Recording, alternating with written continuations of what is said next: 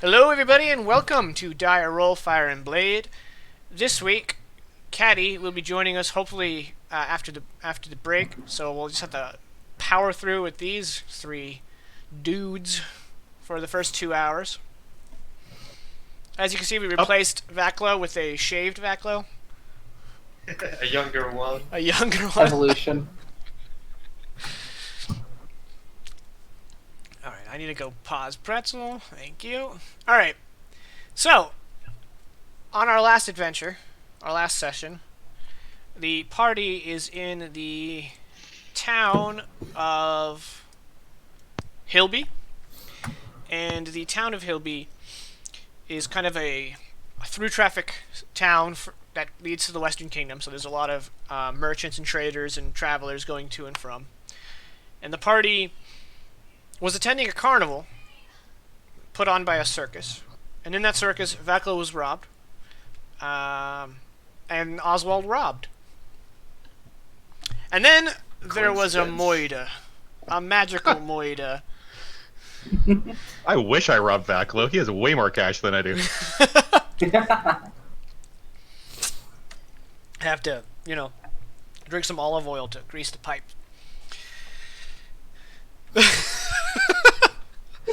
Yeah, that's inside jokes. Inside jokes. Welcome to the stream. And then the party decided to get involved with the moida, and it led them to the cellar of a cobbler who dabbles in brewing.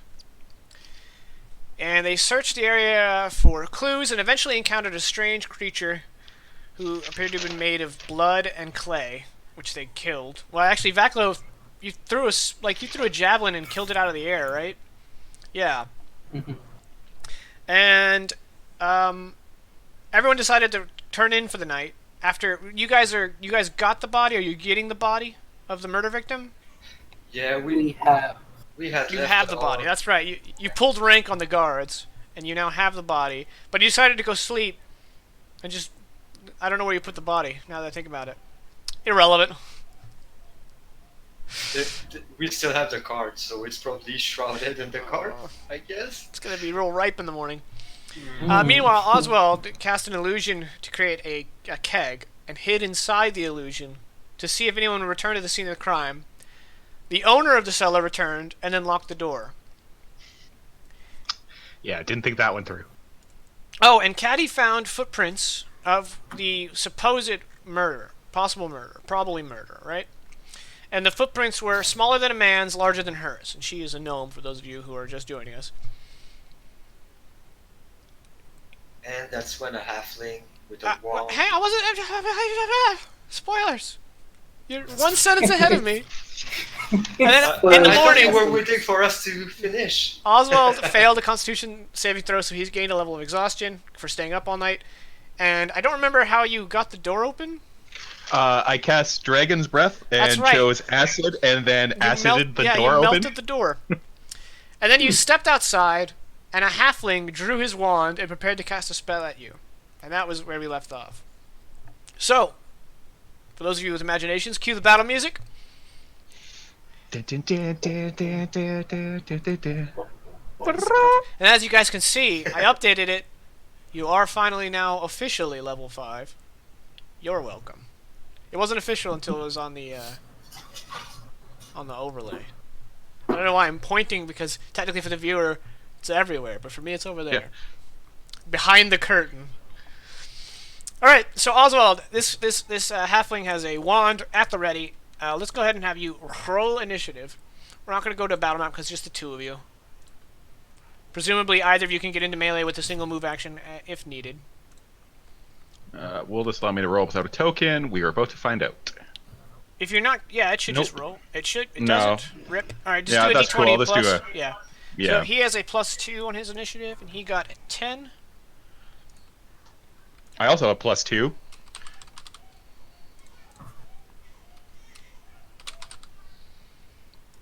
Alright, so even though he came at you with the wand at the ready, you managed to prepare yourself, and you have initiative. Actually, no, this would be a surprise round because you weren't expecting combat. So it's your turn. Oh, I did y'all backwards. Rip. So you just shake off. You shake off surprise. You can make one action, right? Is that how surprise works? Surprise, you actually get like a full round Well, during the yeah. surprise round. Well, you still roll initiative, and you're no longer surprised on your turn, so he doesn't get the advantage on you anymore. But you just miss your turn, right? No. You just go through you roll initiative to see who goes first, and whoever is not surprised, gets to act during that initiative. So, seeing as even though I rolled higher, I'm still surprised by him, so he still gets advantage and everything like that if he has that. Okay. Unfortunately for me. Right. Okay. So the mage is going to cast his spell. Make a... Uh-oh. Make an uh-oh. Real quick. Uh-oh. Thank you. No problem. That's ICQ. Plus 50 DKP. Wisdom saving throw.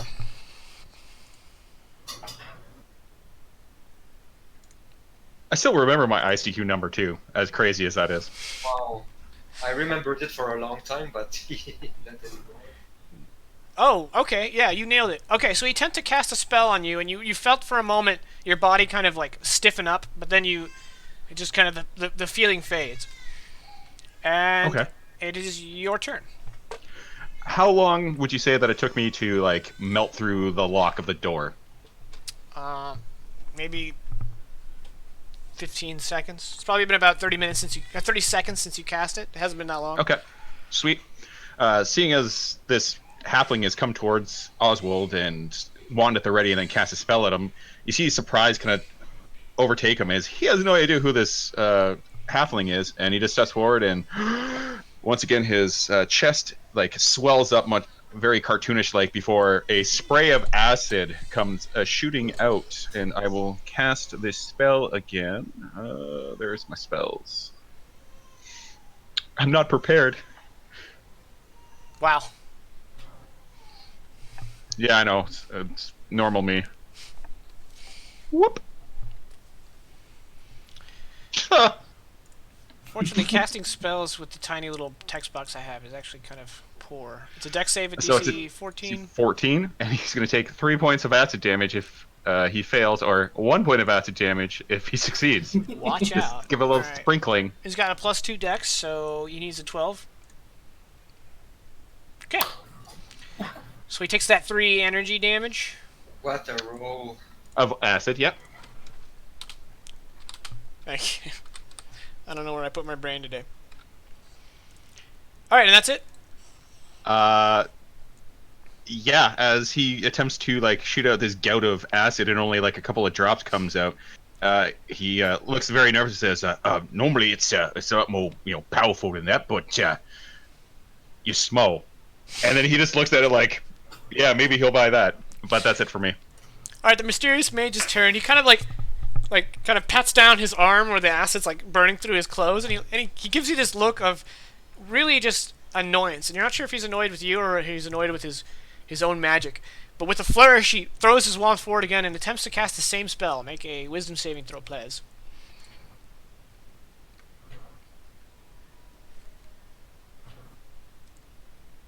I'm gonna have to create some macros to make things easier.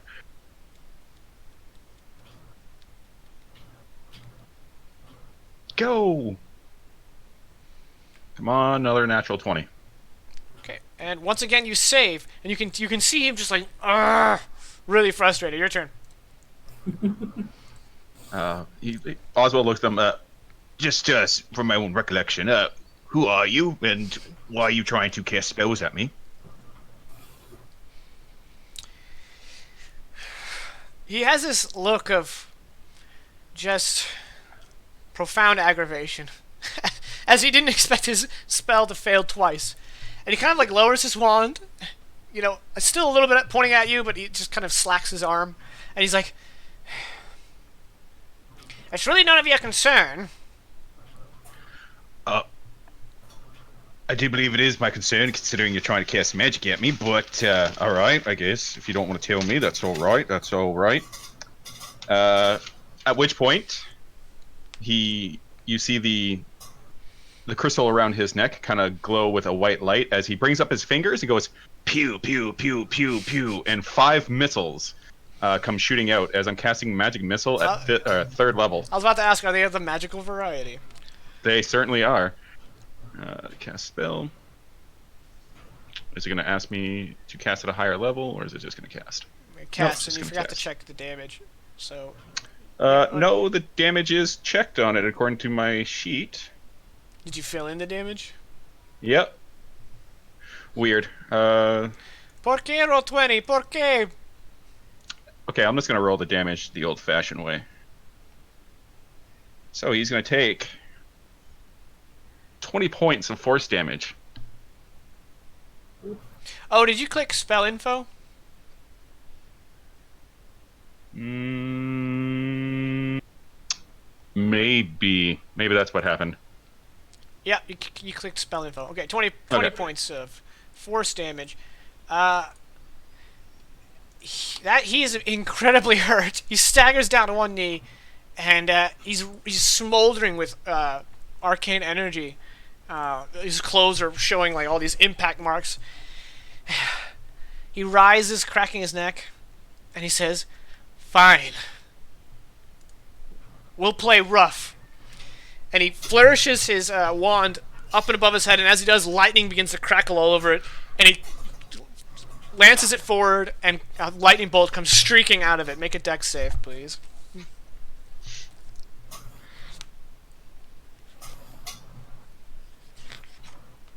Good luck. Yeah.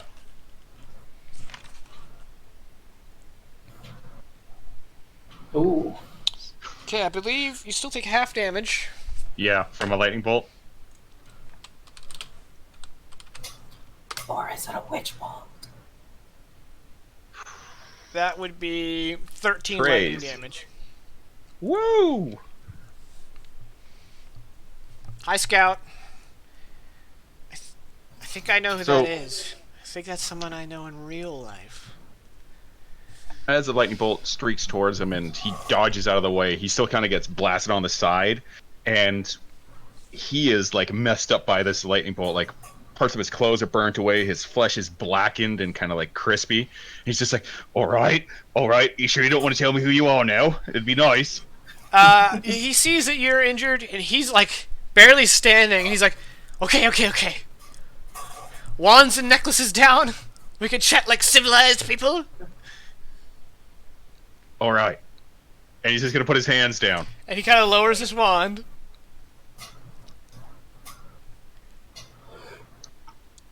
So you're going to tell me what this is all about? I'm kind of tired. Well, you weren't supposed to get involved. In... Everything? I don't even know who you are, but I recognize that pin on your lapel. Oh, you mean the grey banner? Oh, I see. I thought there's something personal. Okay, that makes me feel a little bit better. Okay, it's not personal. All right. Yeah, I keep telling them that we're not supposed to get involved with a lot of things, but you know they don't listen to me. I'm just a new recruit and all that. So if you want, we could just call it a square, and I could tell the rest of them, just hey, back off, just stop what we're doing, and then we can go away. Sound good to you?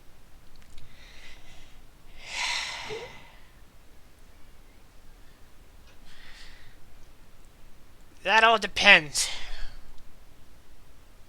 That's not a no, so that's good. All right.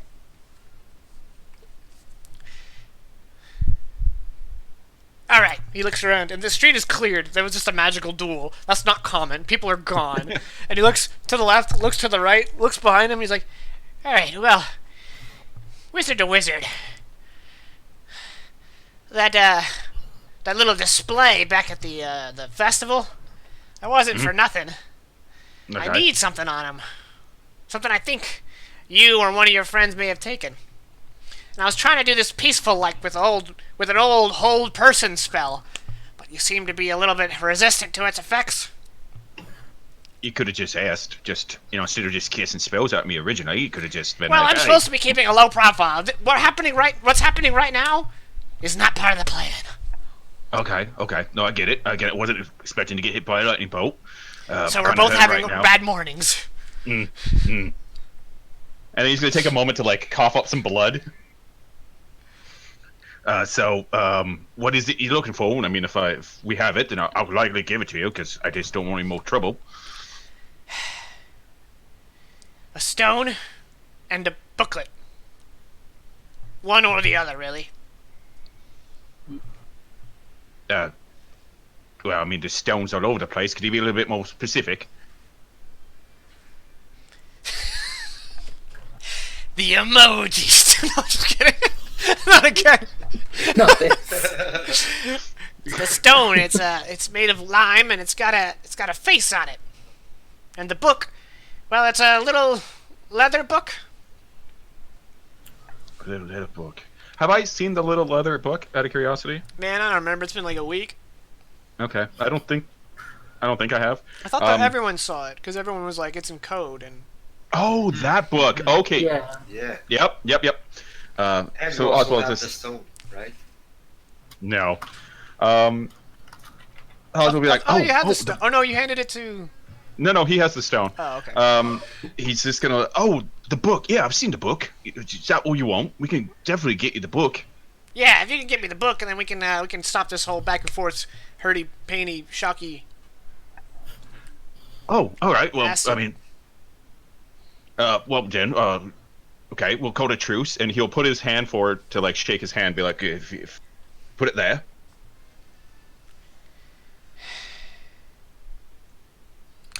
Roll persuasion, Okay. or are you lying? You can roll deception if you're lying. Oh, 100% lying. Then you may roll deception. There's so much lying. I mean, okay. Whoa. Oh my gosh. He tucks his wand back into his sleeve and reaches out and he's like, all right. And as soon as he grabs my hand, pew pew pew pew pew, third level magic missile point blank. You have two? I'll slide a hand that. I have 2 third-level slots, which I'm burning. Okay. So you're doing another. You make a sleight of hand check, yes, to catch him off guard. Not a problem. I don't think it will be. Not the way you're rolling. I'm bound to slip up at some point.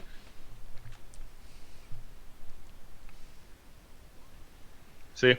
A 10.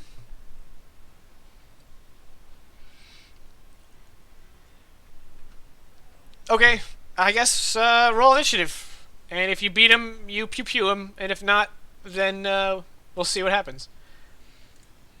Okay. This +2, you got an 18. I don't think I'm gonna beat him. Drum Yep. rolls. Yes, you will. No, I'm not. I'm gonna lose by 1. Mm. Alright. He sees your hand going for the motion. He immediately lets go of you, and is going, as part of his move action, is going to draw the wand, and he's gonna do some hurt. Mm-hmm. I guess he's just gonna point blank lightning bolt you. So if you could give me a dex save, that'd be great. Yeah, I'm pretty certain no matter what. So basically, I roll, everything about him starts crackling, and he just kind of like levels the wand at your waist, and just a burst comes shooting out. Oof. Oof. And you take 22 lightning damage. That nearly kills me. You're still up? No. Oh, and you I'm like- nearly kills you. Yeah, I mean, like, that's almost permadeath. Alright. Oh. The last thing you hear is the crack of thunder before nothing. Cool. And, yeah. Ouch. How'd that stick out go, Oswald? Meanwhile, at breakfast, you guys hear, within a couple, like about 30 seconds of each other, 2 incredibly loud, thunderous booms on a clear sky day. Well, that seems rather suspicious. Yeah, Vaclo's gonna be probably on his feet on the first and out the door on the second. Okay. And I'm very, very quickly following behind. Who had the book? Thought it Vaclo, was I me. think. Yeah, Vaclo or Caddy, I'm pretty sure. someone that isn't Oswald. I know that. But you have the stone. Yes. Not anymore. You can take that off your inventory. Cool. I thought I had the book, but it might have been Someone someone other than Oswald has the book. And now that feels like an Indiana Jones movie. The bad guys have half the clues we have. Are you guys going on foot or by horse? else. Do we have horses to go by? I don't think you do, but I know Vaclo does. Yeah, in the city it's probably more practical to be on foot. Make an Yeah. athletics check. Both of you, and then if either one of you hits the DC, I'll just take that roll. Well, that ain't it. My god. I'd just like to point out that red box means a nat 1, and I still had an 8, so... Oh, I thought that was my roll because I have the same modifier.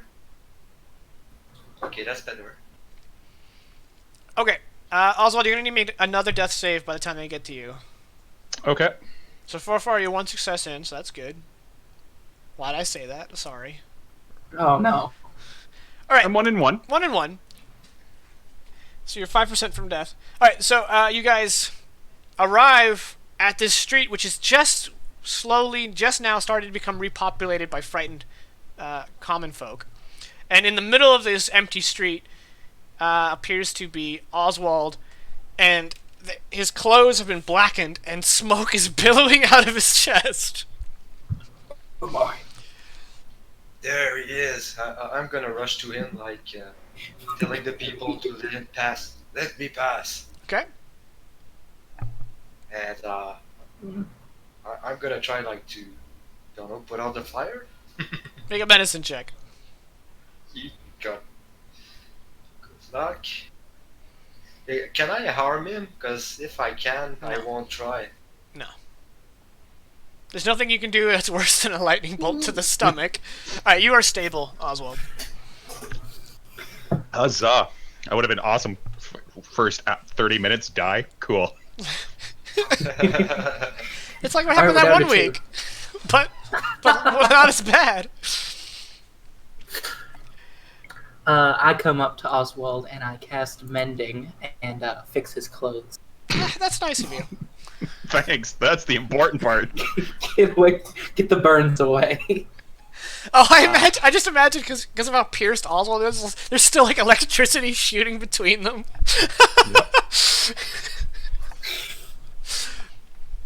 Alright, Okay. I'm gonna gather him up and I'm gonna bring him to the inn. Okay. And then I guess Romulus, are I'm you gonna just ask following? Yeah. Romulus to find a healer. Or we're gonna feed him berries. I'm not sure. Yeah, I'm sure we can get some mint bearing crunch up in there. So Oswald, you get treated to a breakfast of good berries. That's 10 HPs. Delicious. Woo! Half my hit points. So did you guys take him to a room, or did you just lie him out in the tavern No, floor? In the room. Okay. I mean, I'm gonna pay for another room. If need. So you're in what is obviously an inn room. Your compatriots are surrounding you. Who's force feeding him berries? Who's the first person he sees with his hand all over him? I would Probably imagine Caddy. Caddy. All right, so you see Caddy just smashed some berries into your mouth. And when Oswald wakes up, his hands immediately go into like this gun form, and he's just like, "Oh," and he's looking around like, "All right." He's like still getting berries shoved in his mouth. Takes a minute to chew, and he's just like, "So did anyone see that halfling that shot me with a lightning bolt?" Oh, and you're also Did you- cured of your morning breath. Oh, nice. No, you haven't. We thought you would tell us about. A halfling did that to you? Yeah. So, as it turns out, someone hired a halfling wizard to deal with us and to gain some items from our positions. And he starts patting down his like inner pockets to see if he has the stone. He's just like, and apparently he got the stone that I showed you with the face. He apparently they needed the stone and the book that we got with all the weird writing in it. So they have the stone now. Just throwing that out there. What I think I'm are gonna they take the day off though for a bit.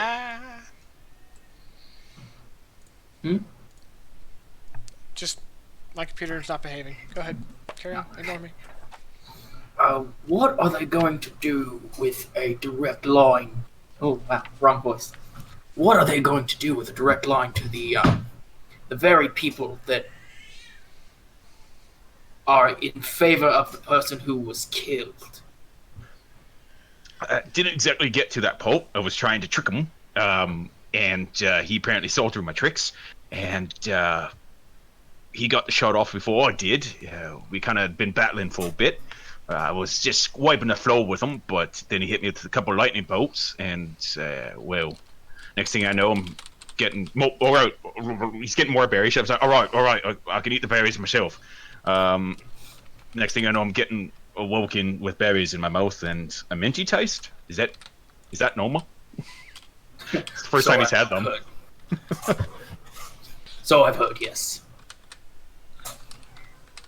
Well, thank you for not, letting me die. Although he looks down. How's my clothes better? I did that. Oh, well, thank you. It takes a lot of money went into this outfit. Once again, he is wearing like a step above hobo chic. so he's now too chic to his taste. Yeah. So Vaclo is still a bit rough with the spellcasters in the group. So he's just gonna roughly say, "I'm glad you're alive, and I'll be looking for the halfling. I'll be back in an hour, maximum." All right. Well, he looks like, and then Oswald's going to describe what this halfling looks like. Oh, right. Thank you. Oh, okay. What he looks like is an average height halfling. Definitely one of the more stout of his kin. He's got brown hair, brown mutton chops. He was wearing a pointed hat. And there was a lot of greens and browns in his outfit. And he was wearing a simple tunic that had long sleeves. The long sleeves had a little bit of frills to them. And then he had like brown leather pants with hiking boots. And a belt with a few pouches on it. Okay, so Vaclo is gonna try to find some peasants in the vicinity. And he's gonna ask if they've seen like a halfling with a dunce cap and frills and leather pants, brown hair, stuff like that. Okay. He's high. You want to make a skill check for that? Dealer's choice. I don't know, persuasion or. Persuasion works for me. I'm gonna spend like 1 gold in silver, trying to get people to give me some of their time. Okay. Yeah, at one point, one person says, "I think I've seen a halfling of your description. Don't get a lot of halflings here. They're usually, in the east." That's right. Yeah. Do you know his whereabouts? Well, last I saw him, he was in the bazaar, the market center. They just cleaned up after the carnival, and the people were setting up their stalls, and I saw him approach one of them. My good man, do you remember who he was with? What did it look like? Oh, those stalls change day to day. I don't remember. I just remember saying to my wife, I was like, "Look at there, a halfling." All right. So I trust that was an accurate description of what happened, and is that all the information I can gather?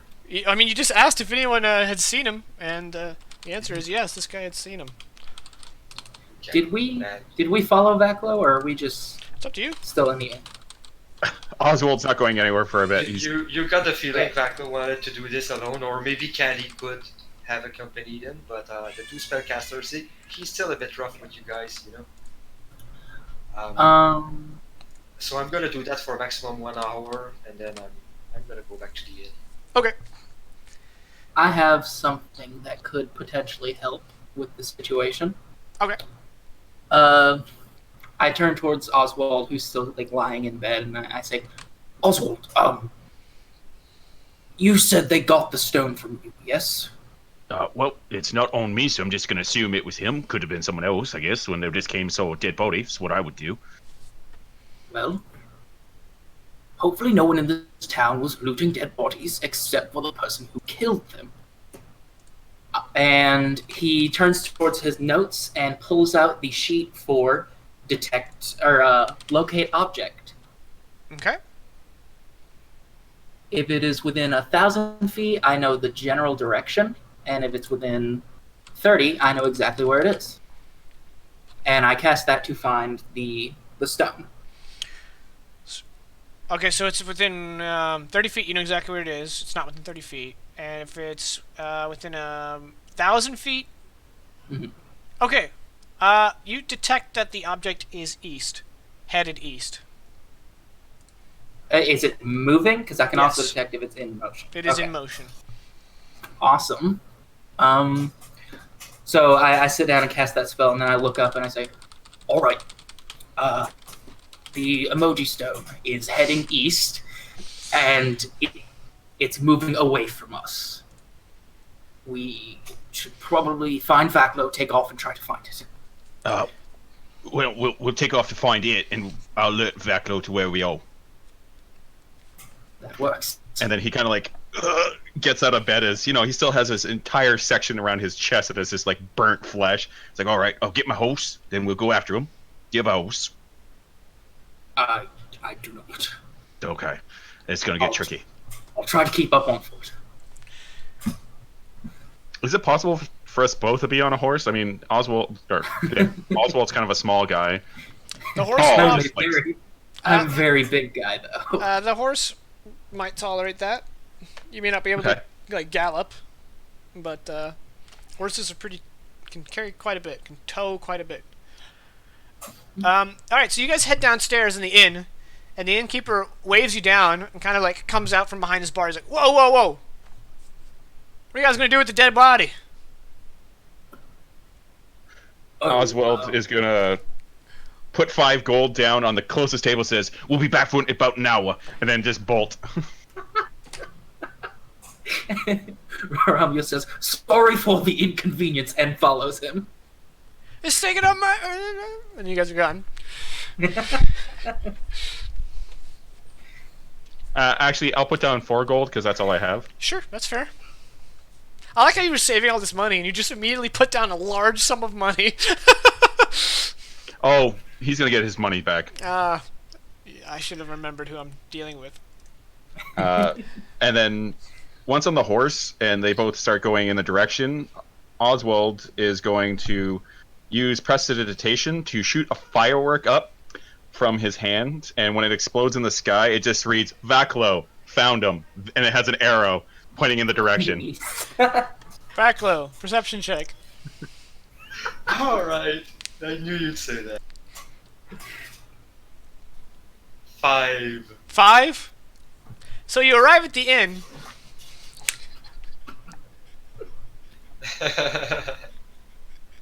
Yeah, I did see the sign.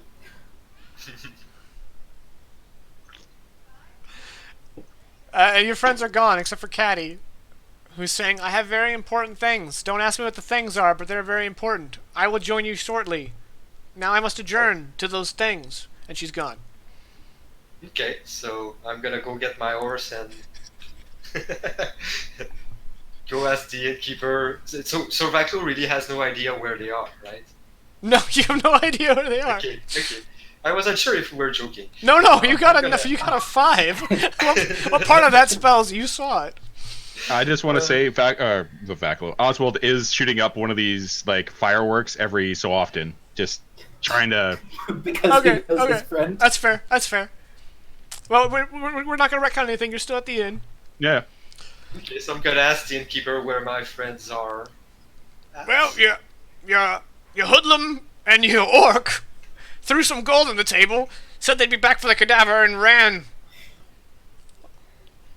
Okay. And did they go? Did they say where they were going to?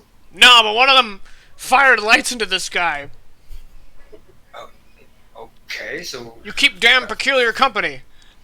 Yes, I do. You have no idea. Thank you, my man.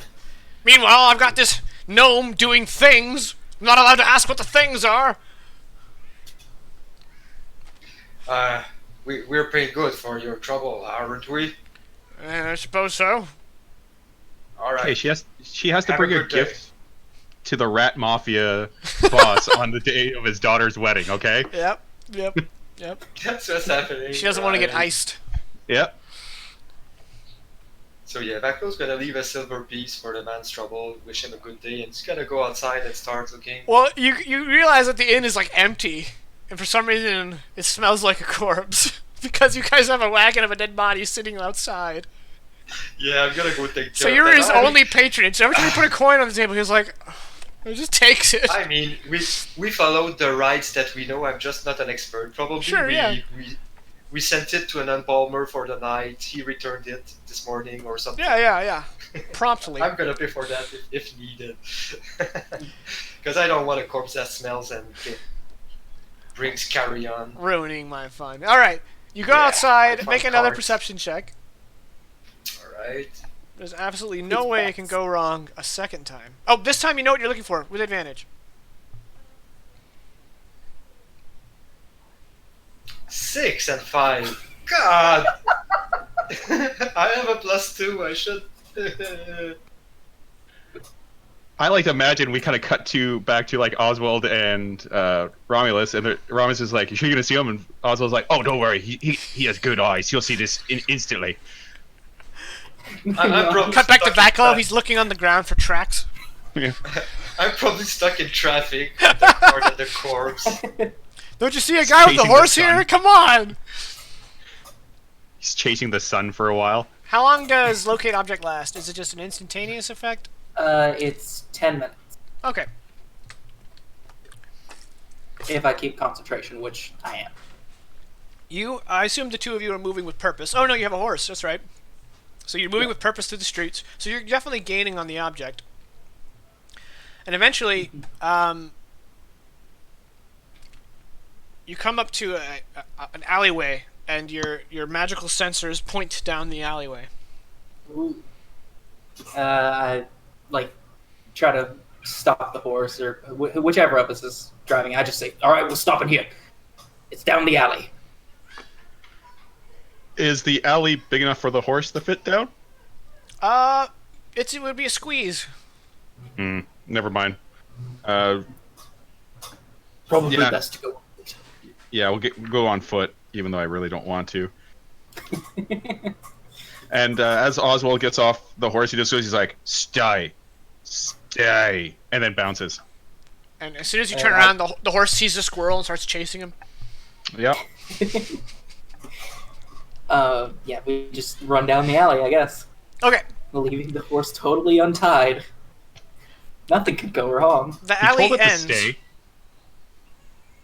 The alley ends, and your locational sense tells you that the object is within 30 feet, but it's below the ground. It's down somewhere. I look around for, I guess, are there, doors that I can see? That You would, look around and you don't see any egresses of any kind. None at all. We need to look about here. The sending stone is below us somewhere. So there's no, grates on the ground, there's no doors, nothing.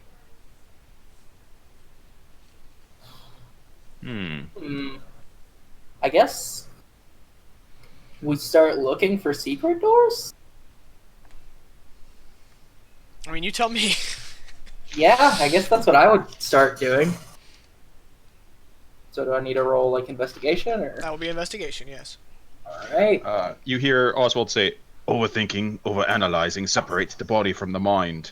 And once again, these magical, tattoos begin to crawl up his neck and onto his face.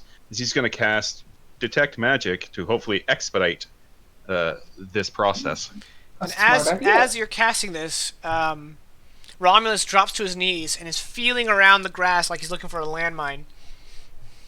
Because you got a 4, for those of you who don't have the Yep. visuals up. Alright. 1 foot of stone, 1 inch. Okay. 3 feet of dirt. No. Okay. The only magic you sense is from the magic emanating from the two of you and magical items and such that you've already had described. You know, the circlet, no longer the stone.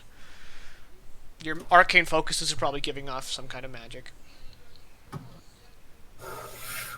Well. Oh, Kai, it's. Did we miss something? Did he?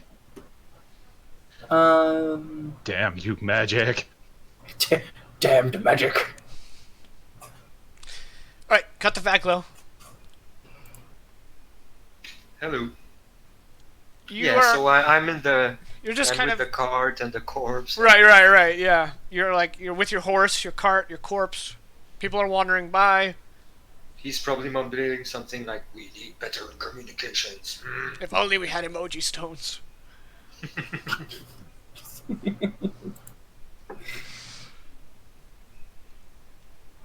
So yeah, I'm still trying to. I'm asking. By now, I'm probably asking passerbys if they've seen Shoot. like an orc Yeah, okay. A woman's like, accompanied with a human. one woman's like, I have seen an orc. He was riding on the back of a horse with a criminal-looking guy. Tell me more. Which way did they go? She points behind her. They were going that way. Traveling with purpose, I hope, away from here. We don't need their kind. And he's probably already go and thank you, Fair Lady. Oh my god, is that a dead body? And then you're gone.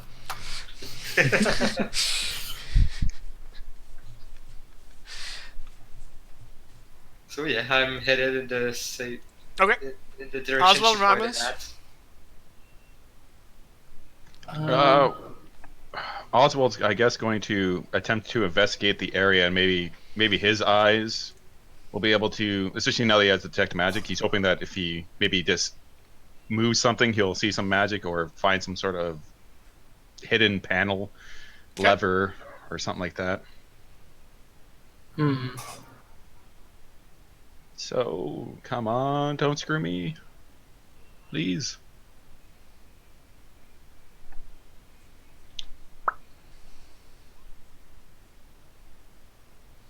Better than Yep. mine. You haven't found anything.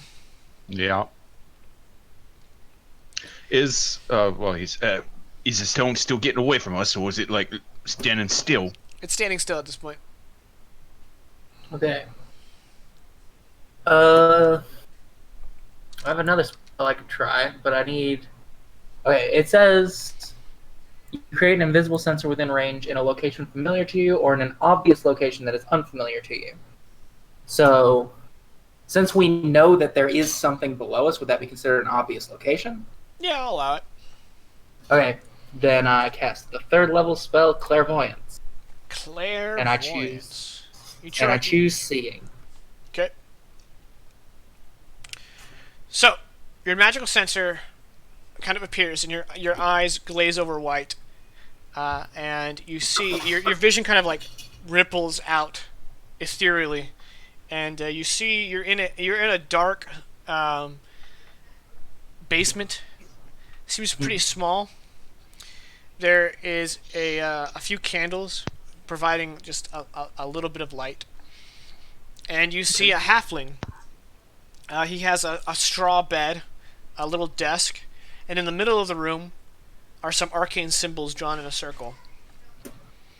Okay. And you see him put the stone on the table, and he's rummaging through the few drawers that it has, and he starts gathering things. And he turns and he starts laying them out on the stone, and you can see them. See him pull out his wand and start to create sigils in the air, and it looks like he's performing a ritual.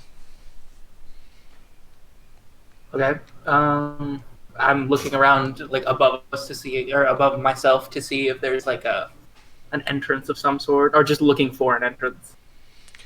Okay. What you see is in one end there is a door, rather ordinary door, and then on the opposite end of the room there is a kind of like a wooden hatch, if you will. It has two hatch things. Hinges. Thank you. And then one of those kind of like circular bars to pull open. And it seems to be covering a very obvious hole in the wall. The wall itself, they're all made of, layered brick.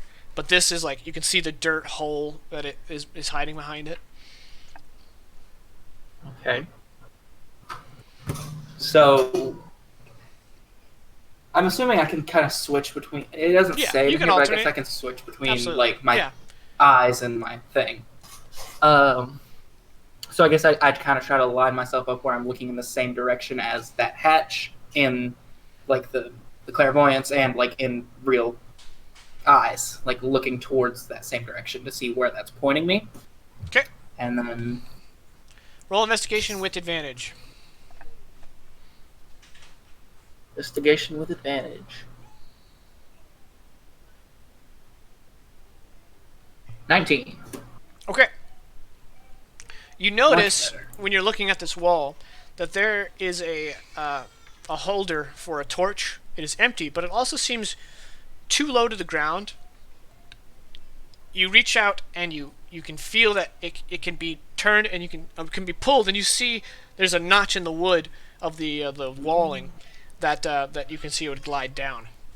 And you can also see the faint outline, like a cut in the boards where a door might probably be. All right, so I guess I'd turn the torch holder and try to pull open. What is now the secret door, which is about 3 feet tall, with a loud kind of like, well, not incredibly loud, and with an audible crank, the door kind of swings open. And it's literally just like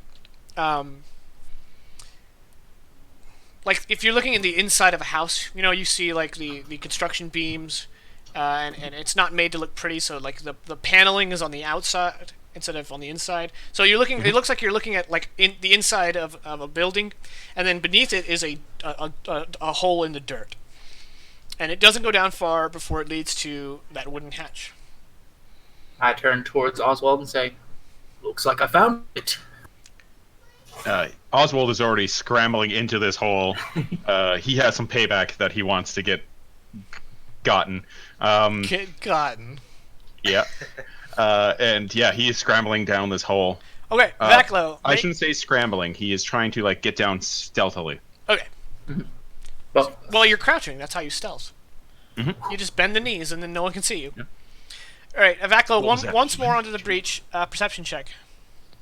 Right. Come on for once.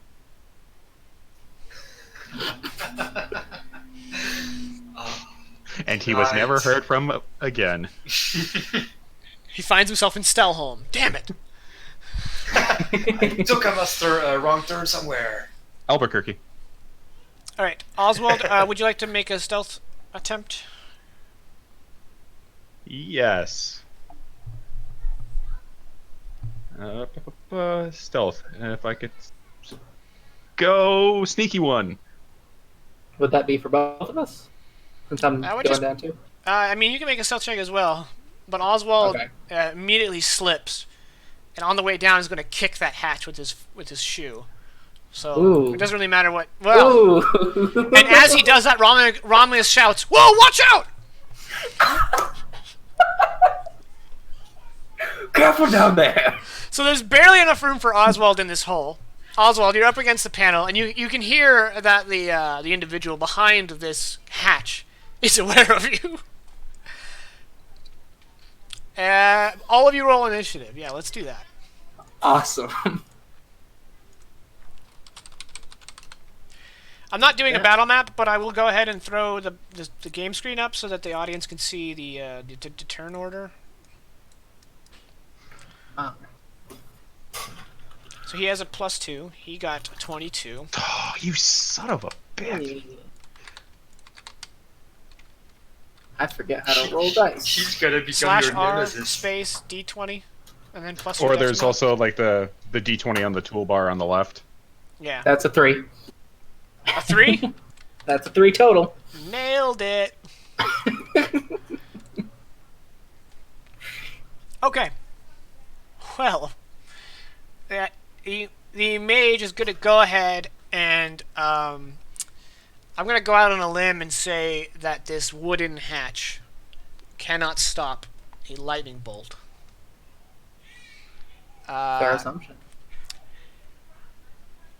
So, Oswald, I would, since you can't see it coming, I'd give you disadvantage, but since it has to penetrate the wood before getting to you, we'll negate that. So go ahead and give me a dex save. And if you Okay. succeed, you're going to dive through the hatch onto the floor as it's passing over you, instead of just getting struck with it through the door. And at this point, the hatch will just be turned to splinters. That is a success, so you're going to take half damage.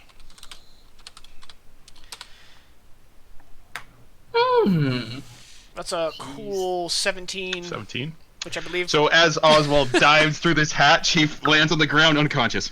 Like my son sleeps, butt in the air, face down. You hadn't taken a short rest? No, he had not. No. All right, Oswald. Had I failed that, that would have literally killed me outright. Oh, good thing you succeeded. Death save. Woo! Here we go. Oh boy. All right, Romulus, you're up.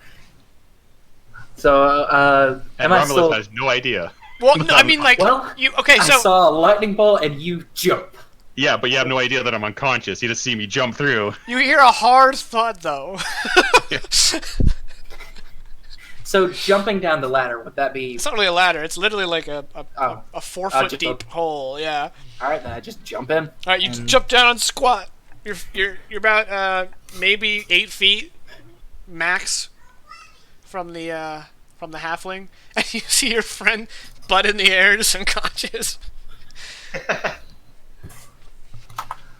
Alright then. So I see that, and then I directly turn my attention towards the aggressor, and I cast... He has a name. You don't know it, but he has a name. Yeah, it's Well, aggressor. Aggressor. for now, it's the aggressor. Aggressor the halfling. And... Hey, Caddy, welcome. 2 people dead. I light a firebolt in my hand and throw it at him. And... You need to check the attack. Oh, yeah. Whoops. That's that. Go ahead and give me a D20 roll with your attack modifier. I mean, you can Yeah, for next whoops. time you can add the attack roll. Yeah, I fixed it for now, but... Ooh. Sorry, I don't use this a lot. That's right. And it's +3. Is that how that works? Oh, God. All right, you fire right over his head, and it chars the wall behind him. That was a warning shot. The halfling's turn. He looks behind him and goes, "Warning shot! I got your warning shot!" And he kind of, like he's winding up a pitch, brings his wand back as it crackles with lightning, and he's gonna cast lightning bolt. Dex save, please. Dex save. 3.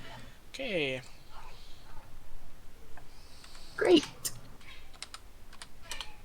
Take 19 lightning damage. Not enough to kill me, but enough to hurt. Alright, Vaklo. At this point, you've heard 2 thunderous booms behind you coming from an alleyway. Okay, do I have to make a perception check? 'Cause No, I might you're- not have heard them. You would have turned around from the first one, and then Yeah. by the second one, you would have known what alley to go down. So go ahead and, well, actually, after this round, you're going to roll initiative and join in. Alright. Alright, Oswald, death save. Oh no, oh no, oh no, oh no, oh no. Also, oh no. Okay, Romulus, you're up. Oh, alright. I just remembered, I know Spare the Dying. No, because clerical magic doesn't exist. You had your warning. And fire another firebolt. Well, now Dang it. you clicked That was- spell info. There you go. There we go. That is it. 25. All right, you hit him square in the shoulder there. How is that? That was 2d10 damage and I got 4. I hate everything. Well, I mean, you rolled higher than 1 twice, but you did not roll higher than 3 twice.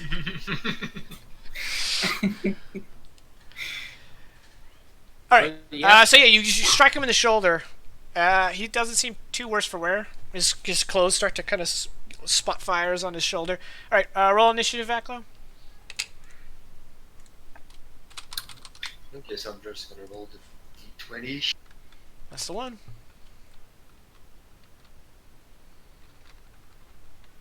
13. Okay. The mage's Definitively turn. between- He is. There's a moment where you see on his face that he's searching for. He's not confident on what he's going to do next. You suspect it's because he probably doesn't have another lightning bolt in him. Oh, 4 is his max? Well, 3 is his max, but since you guys let him get a short rest, he was able to arcane recovery a third level spell slot.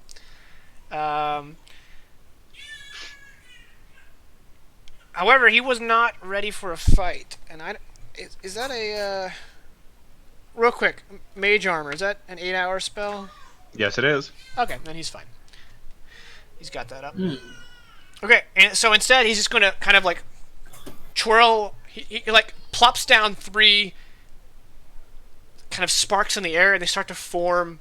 They start to coalesce into this almost transparent mass where it's just reflecting off of the candlelight. And then he strikes his wand across them, and he shoots magic missile at you. Level 1. And I take. Well, let me roll it, good sir. As soon as I learn how to type. Keep me up long enough. Oof. Ouch. Alright, I'm at 8 health.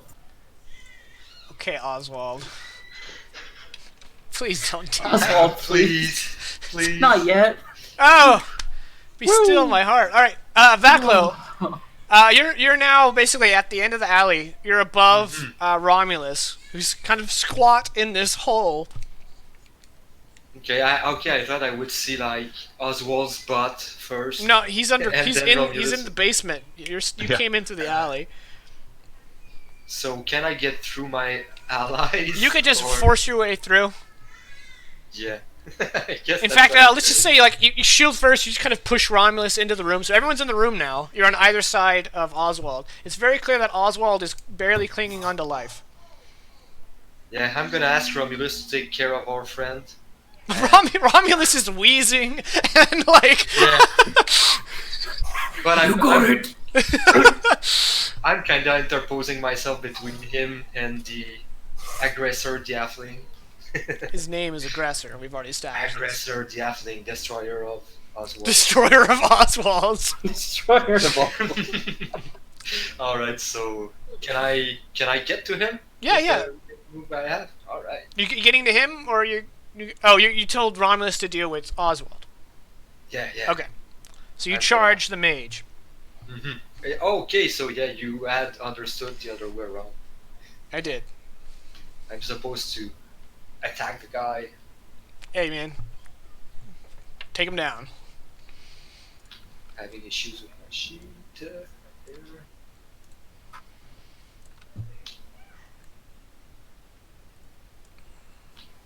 I'm gonna That's a go hit. for trip attack. And you're doing a trip attack. Strength save. Poor sod.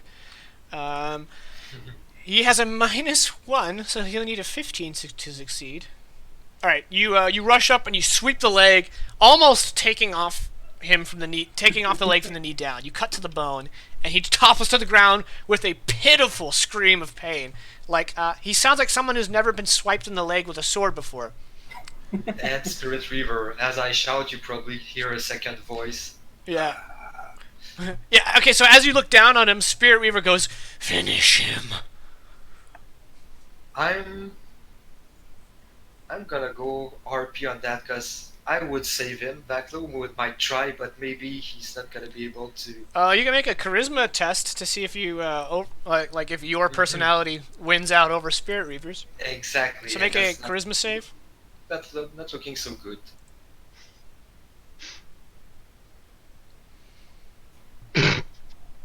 Nope, he's gonna die. All right, well, you have advantage. He's prone. And there's a bunch of prone wizards around. By the way, no. he after that swing, he looks very near death. Yeah. Because I would have attacked again, but I would have done so without intent. Like the to flat kill of the at this blade time. type of thing. Yeah. Well, you Hold just him with you my you shield don't up. know what comes over you. Well, you do know what comes over you, but you don't know in the moment. And you just turn your blade upside down and go ahead and. Yep. Oh my god! He's gonna die. And you plant your blade into the center of his sternum, and he just goes. Eyes roll back in his head, and he is no more.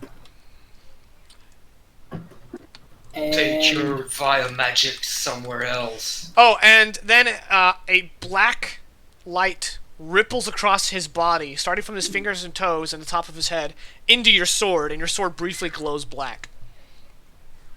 Ooh, nice. Okay, Sword, I mean. Romulus. You're gonna leave me alone. charges forward into the room. And Well, remember, you got toppled into the room, so you are in the room. Oh yeah, stands up and runs over to Oswald. Okay.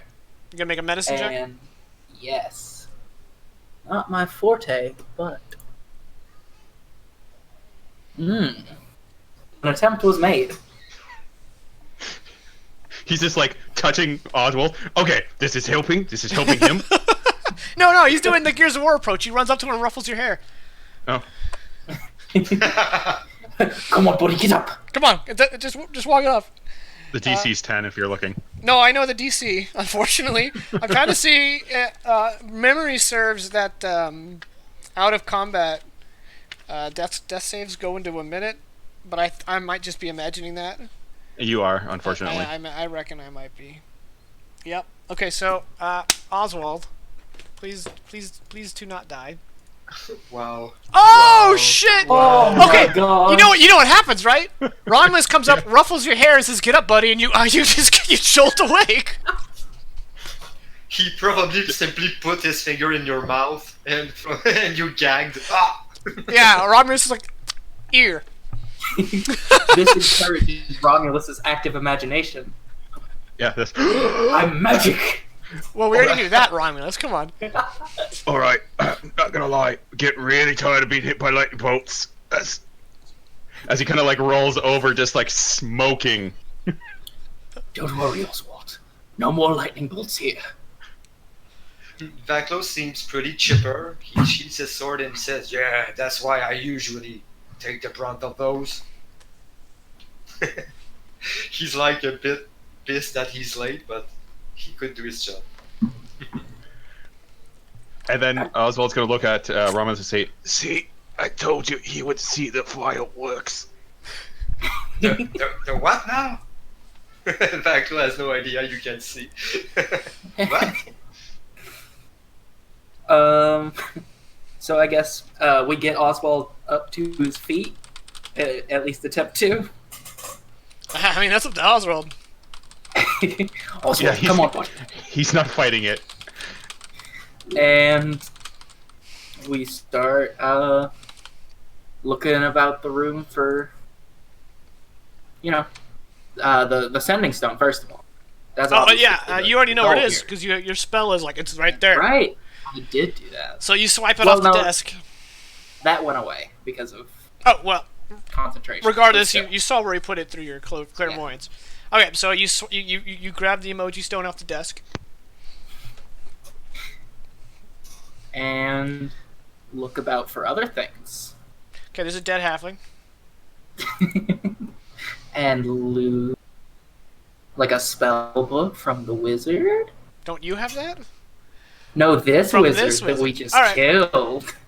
You rifle his pockets, and in one of his pouches, you find what appears to be some very narrow but long scrolls that have been bundled up into a tight bundle. and you remove the string and unravel it, and you can see that these are his spells. He keeps his spell book kind of in almost like a stack of money for a mobster. Directly in the baggy pockets. Okay. Just study those later. I Hands call folded. dibs on half. As he's still smoldering. Don't worry, Oswald. You can have the lightning bolts. No more lightning bolts. When you're playing D&D and your non-flashbacks kick in.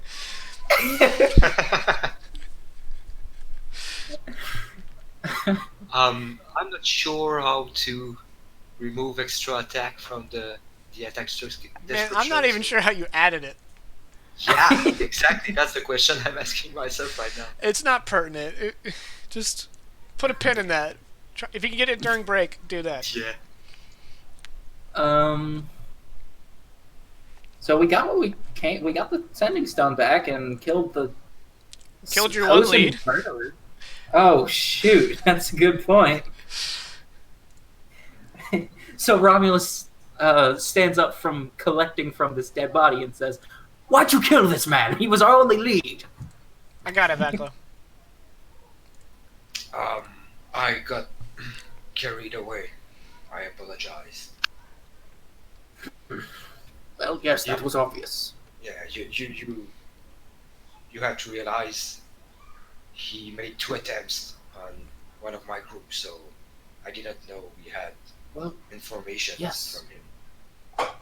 I'm glad that you were here to save us. I mean, obviously we were getting our asses kicked, but you could have held back a little, Vaklo. Yeah, And that's coming from a form of burning wake. I usually restrain better than this. I don't know what came over me. I'm sorry. You can see he's genuinely puzzled, troubled about it too. He hadn't stopped to think about it until you mentioned it though. It's okay, Vaklo. Forgiveness is in little supply, so far as I can see, but I'm here to let you know it's okay. And then we continued. And then he continues to look about the room for any other interesting magical objects that he can find. Okay, you are gonna find a little something. A little something. Maybe a health potion for Oswald, Gary. Don't be ridiculous. No, in a small vial, you do find a potion, but it's not a health potion. Ooh.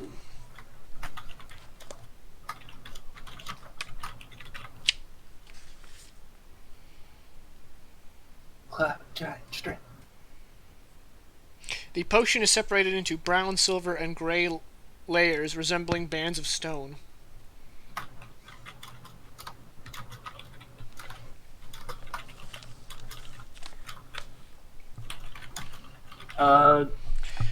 And on his person, since you've been the one feeling around all the trees looking for Pluto. You found a pouch with 50 silver in it. Ooh. This orc is poor. No longer. No longer poor. I disagree. Well, as the saying goes, you keep what you kill. Vaklo, you did kill this. If you want some of the spell scrolls or the gold. He holds out both. He's gonna take his share of the gold, but you can see he's gonna shy away from the scroll. I've used these once. I didn't like it. If anyone wants to check the room, make an investigation check. Right? I want to check the room. Okay. You both see that from where he was standing through your clairvoyance, obviously Vaklo wouldn't know this. It seems he had a small stone in the shape of a D8. I don't know what the name of that shape is right off the top of my head. And it's about the size of this D8, in fact. But it's blue. A small gemstone that he appeared to have tossed onto the ground before he hit Oswald with a lightning bolt. I bring the potion and the stone if I'm not contested for that. I grab both and I walk over to Oswald and say, you know identify? Figure out what these are. I do. I've did it. Yep. I know identify. You can see he's still a little out of it, still just smoking from this multiple lightning burns. Yep. Just it'll take me a little bit, but I think I could do it. You take one, I'll take the other. Okay. It's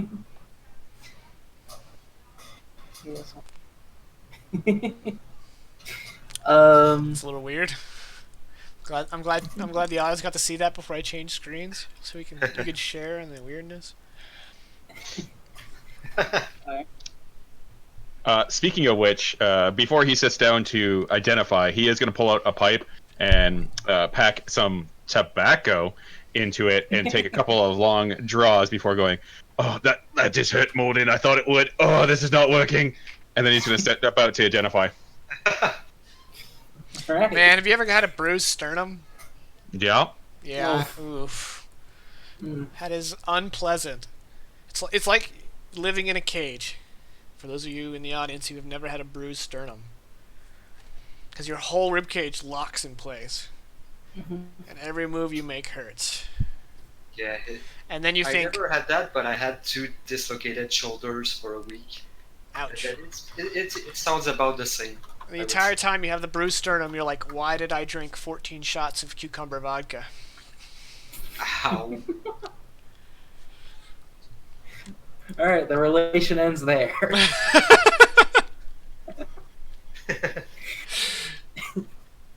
That's when Drake rage quits. It rage quitted my body pretty hard, let me tell you. Alcohol mentions. Boop. Oh, that's what does it. Barnabas is out. I prefer to think it says cucumber vodka. No. Exactly, yeah. Cucumber vodka. So we're sitting face to face, holding our magical items. Performing your little ritual. And Vackle's like, what is happening? Conjunct ritual. When Oswald starts casting his ritual identification spell, I'm gonna go back to the horses, the cart. You know? I kind of imagine like we do like this kind of like fading cuts of you guys performing ritual, and randomly in there you guys are like doing the tandem warrior yoga pose. It's just randomly mixed in there. And then as it starts cutting us doing fusion. Okay, and you both cast identify. Who had what? I guess it really doesn't matter, because I assume whatever information you're going to share. Yeah. Okay, the potion is a potion of climbing. Ooh. One imbibed. You have a climbing speed equal to your walking speed for 1 hour, and you have an advantage on athletics checks to climb. Okay. And the other stone is a stone of translocation. There is a ritual involved to activate its power. And every stone of this kind is synced up to a magic circle somewhere. Ooh.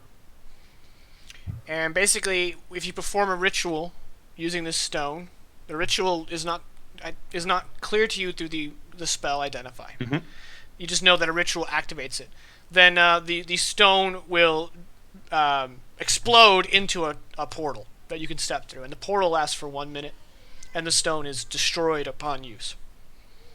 And it does take us to one specific location. Yeah, whatever location the stone is attuned to. Because these stones have to be attuned to a magic circle in order to gain their magical power. Oswald, can you go ahead and make either a history or an arcana check, if you please? Sure. Your choice.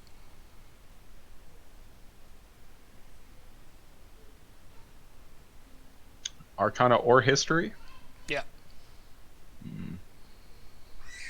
I guess I'll do Arcana.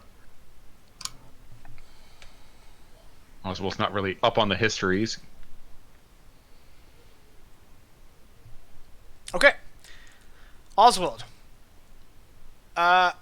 Either when you identify it or when Romulus describes it to you, you immediately remember that there is a magic circle in the University of Arcane Arts. And at any one time, there's about half a dozen of these crystals attuned to that. And high-ranking members of the university carry these with them when they travel in case they need to get back to the university in a hurry. Is it like specific to the University of Arcane Arts, like no one else uses them, or You is it have just... never heard of anyone else using them, but you know for a fact that the university uses them. Okay. Do you share that information? Yeah, as he's kind of looking at it, he's just like... I'll say that he was the one that identified it. He's just like, That's fair. you know, and he's explaining like that it creates a ritual, and he's just like, you know, which is odd because the only ones I really know that use such an object in ritual was those at the University of Arcane Arts, which obviously this wizard wouldn't. And you can see that he's already starting to think like, oh crap, maybe this is. Did we just kill someone from the university? Is that what just happened? And you can see that Vaclo is also concerned. He's like, oh. I thought you were back at the card. Yeah, it but takes we came 10 back minutes. from parking the car, yeah. Yeah, it takes us 10 minutes to cast originally, so. Anyway. Oh, did he get Oswald's horse, which was chasing a squirrel? Yeah. Okay.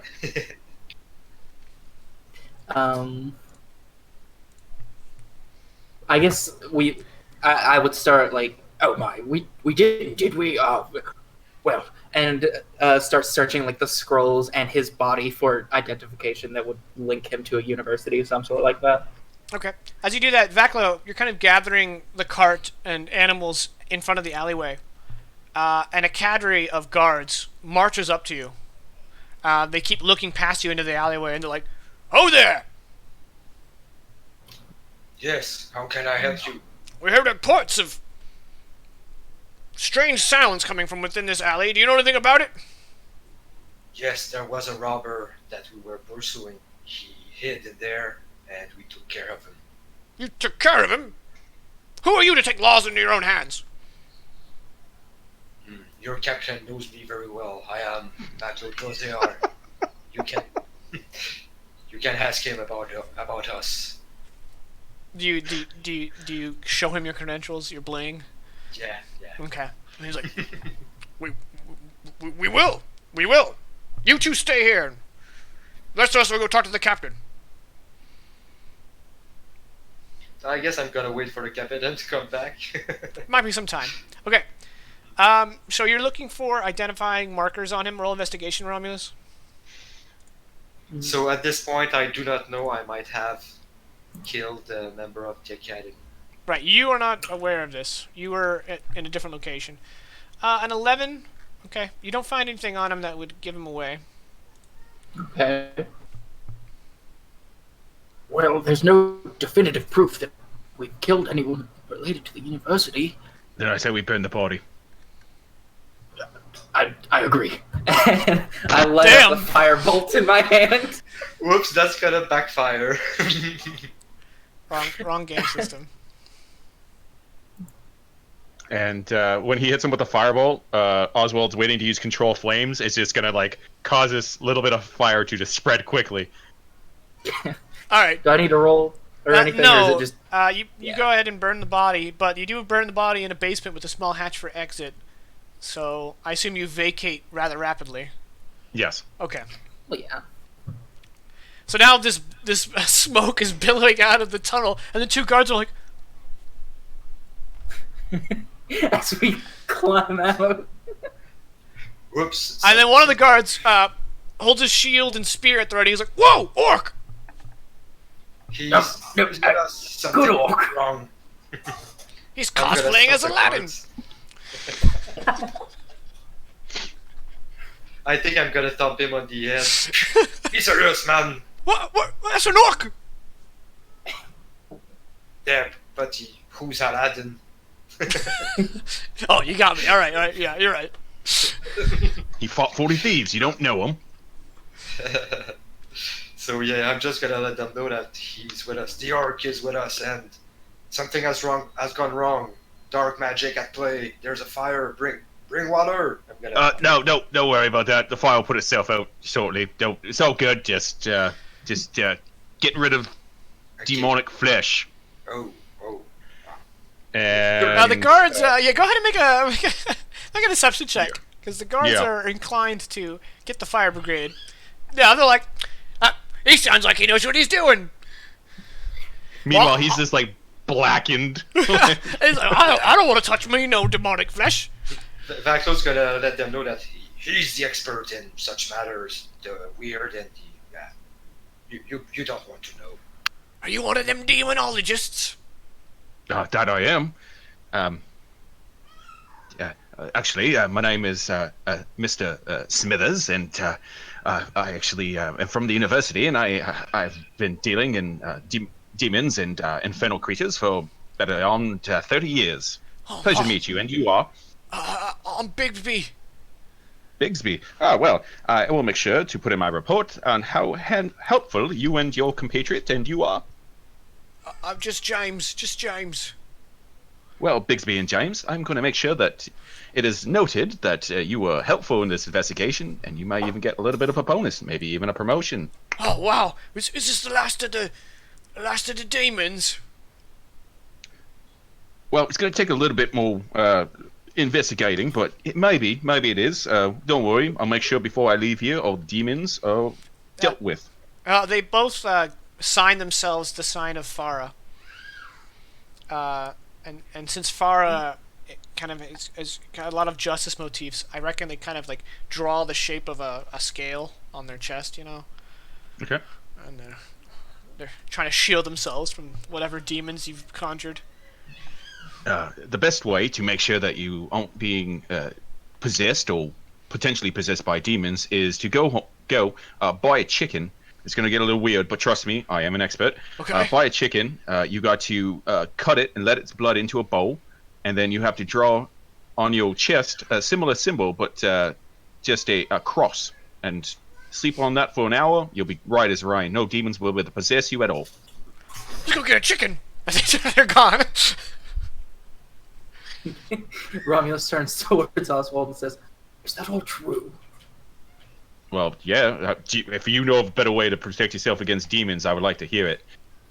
And he's still using that kind of like fake-ish voice, and he goes, "Oh, sorry about that. Yeah, it is true though.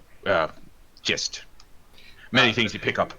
Vaclo's gonna shout at the guards. Make sure you do a report to the captain. We don't have time to lose.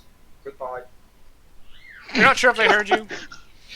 I like how you added the goodbye. Goodbye. Good luck with the chicken.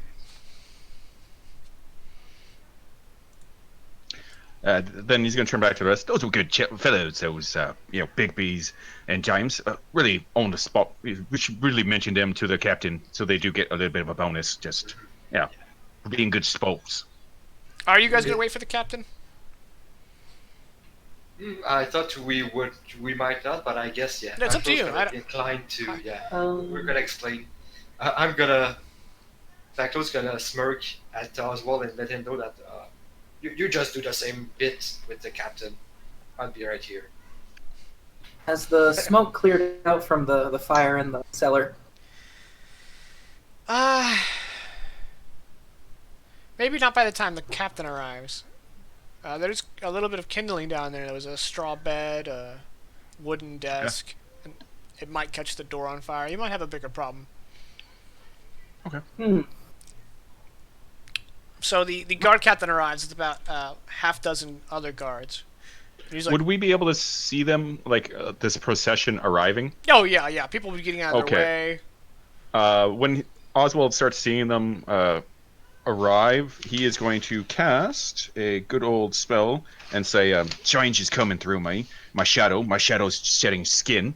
And as he does that, he actually reaches up to his face and, like, pulls off his skin as if there's a layer behind it. And in its place is this very well-to-do looking human. Very nice clothes, very rich kind of like robes, no armor, so he looks like just this really noble like spellcaster. Big thick glasses, but yeah, I'm gonna cast Disguise Self. Okay. Vaco's gonna be a little bit grossed out. Ugh. Mm. Well, I'm sure like his skin Fascinating. kind of like dissolves ethereally because it's not really his skin. Yeah, Mhm. Yeah. But it's still the Yeah. arcane. He probably would be more at ease with actual skin being. I reckon it kind of looks like when Black Widow does that at the end of Winter Soldier. You know, kind of Yeah. takes the mask off. Yep. It's not like gory, but it's same effect. Yeah, gross. Gross. All right, the guards march up, and the captain is looking past you at the fire, and he's like, "What the hell's going on? Where's Bigsby well- and James?" Those lovely gentlemen have taken off to go get the necessary precautions to protect themselves from demon possession, which is what the smoke is dealing with. I'm sorry, where are my manners? I am Archibald Q. Nedden Smith. Pleasure to meet you. Pleasure to meet you. He's just going to start shaking hands. Am I supposed to know that name, or? Oh, it might be. I'm known in a little bit of lesser circles. I am a somewhat renowned demonologist and hunter of demons and other fiends. Do not worry. I have managed to cleanse this terrible, terrible blight from your city with the help of my fellow Grey Banners here. And luckily, we had to burn the body to ensure that the demon's curse and the miasma that it creates and the dead bodies of demons do kind of like turn into the sulfurous smoke, which can then possess other people unless you burn them. So we had to take care of that, and that is what you're stumbling upon. And I just want to say, you and your men have done an excellent job at this point. Big thank you for all the aid that you've given us. All right, deception check. Okay. As if I'm going to roll like a fucking 2. A 29 with the doofuses and a 2 with the with the Yep. captain.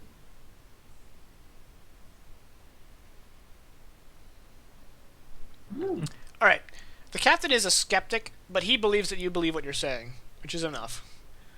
He's like, and he looks over at Vaklo and he's like, "My lord, if it's not too much to ask, I'd like for you and your bannersmen to start heading on your way as soon as possible." And on that we agree. That sounds fair. Farewell, Captain. Mr. Archibald person, sorry. What do we need to do Nedden about Smith? that? What do we need to do about this fire? Oh, just wait for it to put itself out naturally, and once it's done, make sure you grab 5 chickens. You gotta bloodlet them. Do you know what that is? Do I have to explain bloodletting to you? Harold, All right, put some that's when you. dirt and barricade the other side of that fire to make sure it doesn't spread into the home of whoever lives there. Take 2 more men with you. Get it done. Yeah, chickens and all that. All right, Lord Rosaire, we'll leave you to it. Try not to do anything else. We should not be any hillbilly for long. Hillbilly. So if I encounter another demon on my way out of the city, just let it be then. Just Yeah, okay. We- Okay. Just we got one of them demon noolies on retainer, so oh. All right, men, let's bounce. They really just want us going, huh? That bit was precious. I mean, that was perfect. All right, you guys got away with it. We're heading out.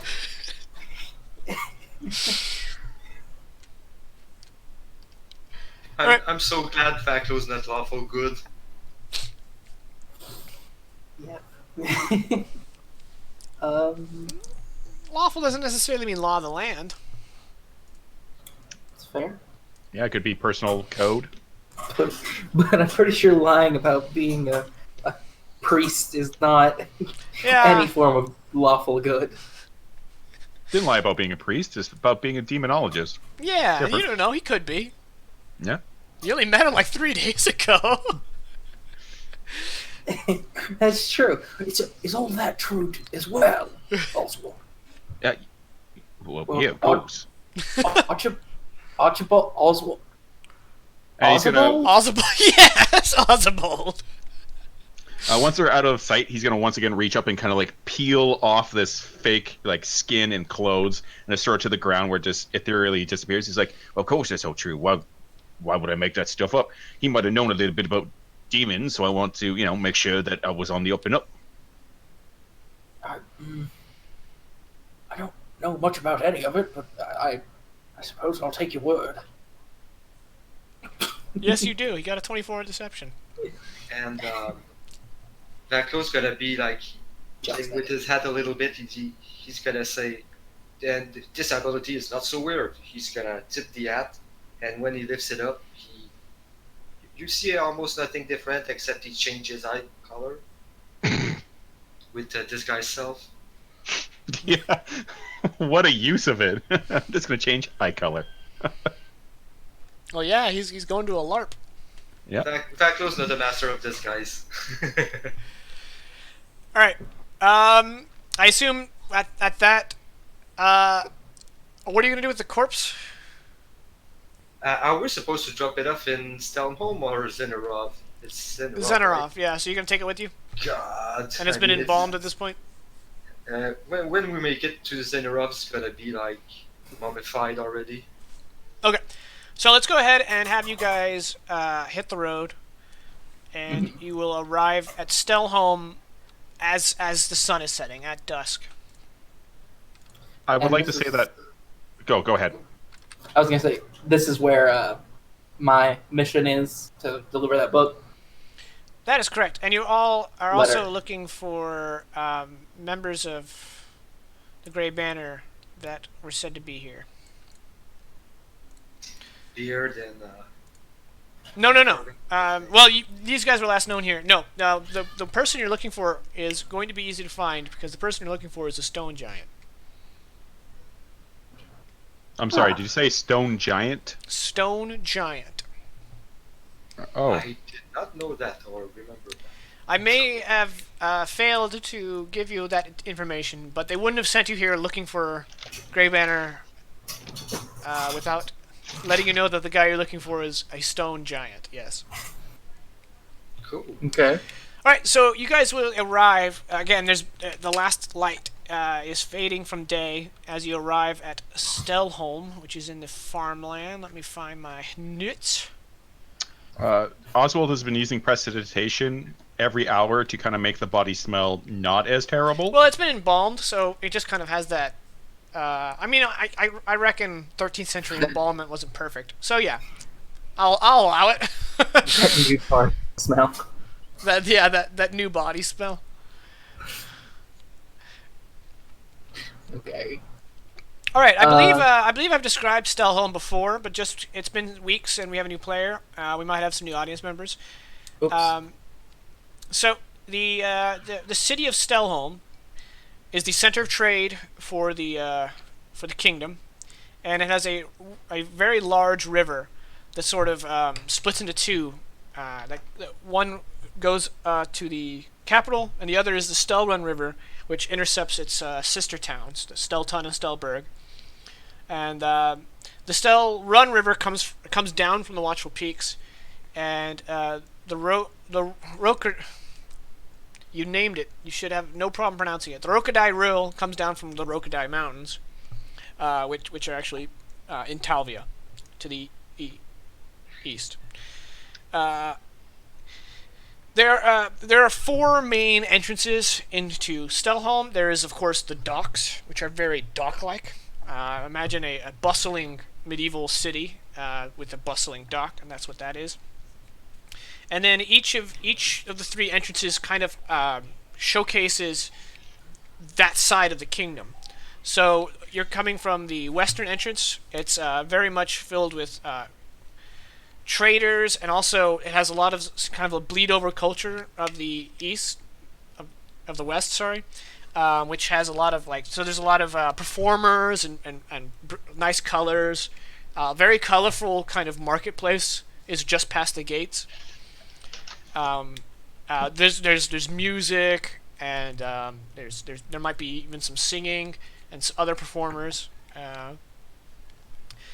If you come in from the river, it's almost like a copy paste of Stelton and Stelberg. Everything's kind of low key. It doesn't look like a city. The buildings are only 2-3 stories tall. Everything's made out of wood. It's got a very strong fish smell to it. And if you come from the eastern entrance, it's incredibly formal. Everything is very stoically facaded, and there's in the center, just past the gate on the eastern side, is a statue, like a 12-foot tall statue of the first king of Wymeria. And a lot of basically all the weaponsmiths and armor craftsmen operate within that area on the eastern gate, because this is also where the arms road comes in. So they drop off their steel and iron here, and so basically almost all the good artisans set up shop here. However, the very best artisans are employed by the king in Zenirov, but they don't sell their weapons publicly. So probably the best armsmith available to the general public would be near the eastern gate. And he said it's like very like upper class, or at least more so than the rest of the city. Yeah, the east side. The east side is definitely a little bit better kept. Okay. There may not be a huge variance in class, but since this would be the way the king enters, the Duke likes to keep that entrance rather immaculate. And again, okay, it has all the boldest facades, and everything's made of stone. And yeah, okay, so it does have stone buildings. Yeah, cool. It's very well built up. Okay. And King Holtmir and his line have all been very stoic leaders, so it doesn't do a lot of like frills and that. Everything's kind of functional.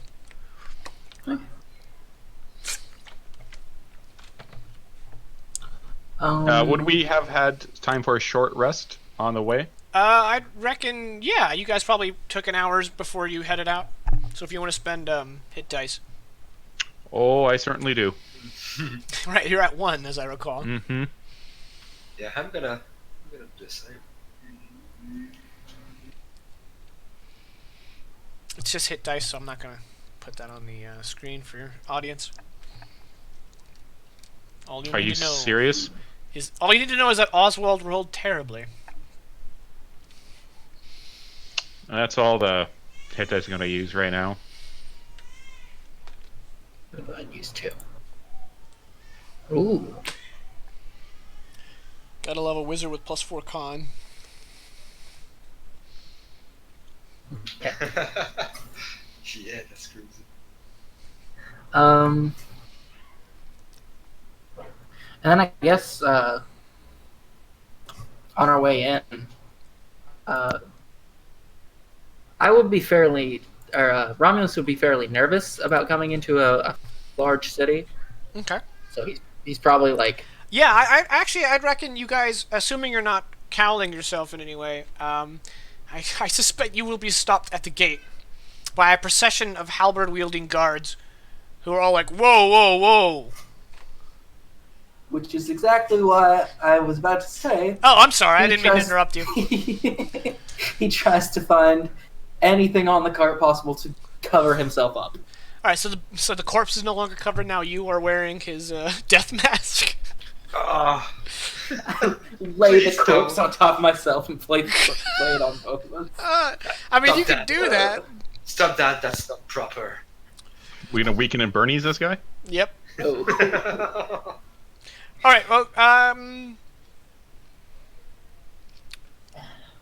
go ahead and make an unskilled wisdom check to disguise yourself, unless anyone else wants to pitch in. Unless you are proficient in disguise kit. I am not. I didn't think so. Oswald is. Do you have one? And yeah, it's one of the few things he does have. What stat would it be? That was the only thing I had. I would go wisdom because it's Okay. sight based. Okay, so yeah, knowing that we're coming up to a far bigger city, and remembering the awesome time we had getting into Hilby, I'd like to say on the ride there, or right before the ride there, Oswald's going to take some time to hopefully disguise this half-orc and make him look like just a really ugly human. Okay. Or, sorry, full orc. My bad. Yeah, maybe make him look like a half-orc, because half-orcs are common. So Not he's common. just gonna put a fake goatee on him and be like, "There, you're perfect. You're perfect." All right. Can I still roll the? He rolled a 6 for more? people not looking at the screen right now. Hmm. All right. So, Romulus, he says you're good. Do you take him at his word? Just a little bit out of fear, not really out of doubt. He's still trying to cover himself up with just like random bags of and like dirt and other things that would just cover him to make him look. Like he rolled around in mud? Well, you know, like if you see a person that rolls around in mud, you're just like, oh, that's gross. But if you see an orc that's rolling around in mud, you're like, is that a person? That's the logic going through his head right now. All right. Go ahead and make an unskilled wisdom check. Unskilled checks will be found in the skill at the very bottom. Yeah, I see it. 16. Okay. So as you guys cross the gates, you aren't stopped outright, but the guards take obvious notice of this incredibly large, muscular mud man with a mustache. Goatee. Oh, I thought you said mustache. My mistake. No. Goatee. Full goatee. Even better. Mm-hmm. And yeah, you get the impression that the guards will probably disseminate around the city to keep an eye out for mudman with a goatee. But they don't stop you. See? Now they're not going to be looking for an orc. Plan worked. You gotta use that noggin.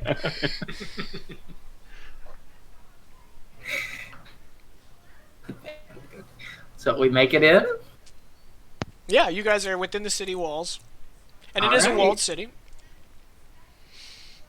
So you guys are coming in from on the festive side of. So there's you're immediately as soon as you cross the threshold of the gates, music and artists are performing.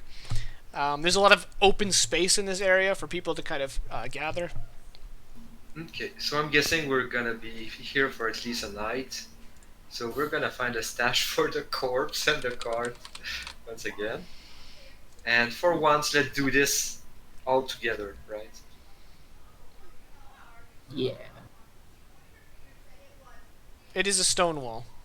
Okay. I think getting into the town fills Romulus with some energy, and he says, "Well, before we find lodging and such, could we hurry and find Kalari?"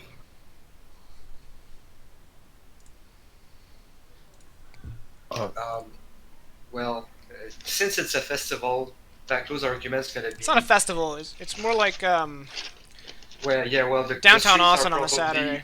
crowded, right? So the cart is very impractical, and that's a pain in the ass. Plus, we have a corpse, so we're like very recognizable right now. I'd rather find a place before it gets like full vacancy, Okay. I suppose. and it's just a matter of me paying for it. So you guys are headed to an inn. Yeah, Yeah. we're gonna try to find one with a stable that has room.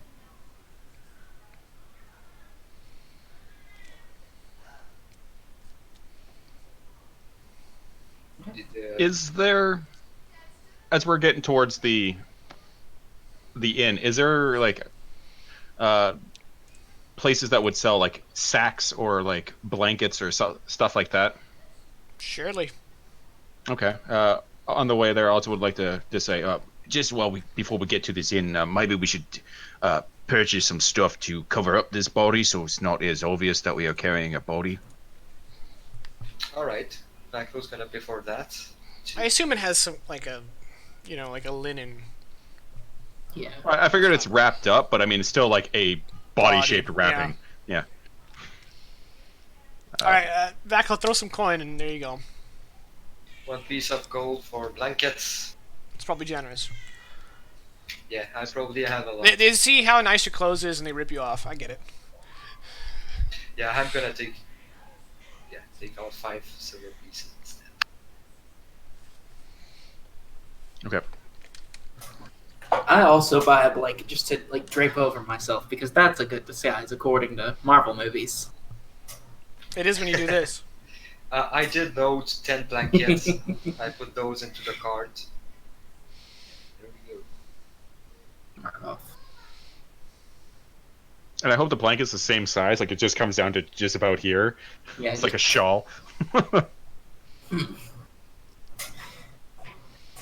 okay. Okay.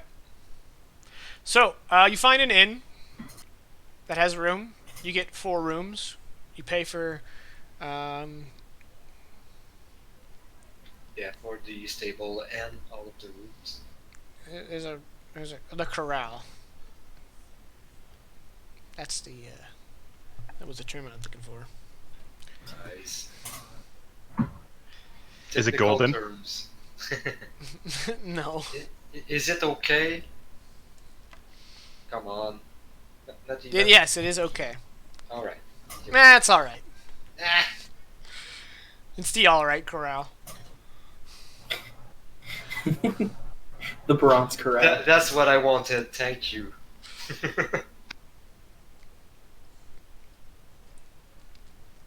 And then we're gonna proceed for Romulus's mission, I guess. Okay, are you guys gonna, at this point it's night. Are you guys gonna wait till the morning? Oh. Yeah. I'm gonna ask what Romulus wants to do.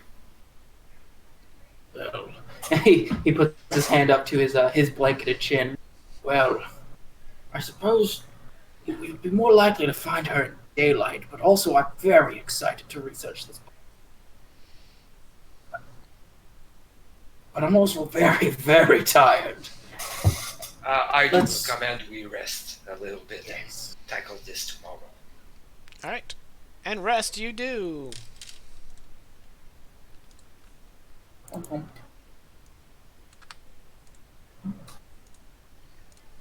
Alright, the next morning, you guys have a decent breakfast. And you discuss your to-do list while in Stelholm. You are here to find a stone giant and a human mage In green robes. in green robes. One of these sounds a lot easier than the other. Yeah, it'll be pretty easy to find that mage. Yeah. Wait a minute.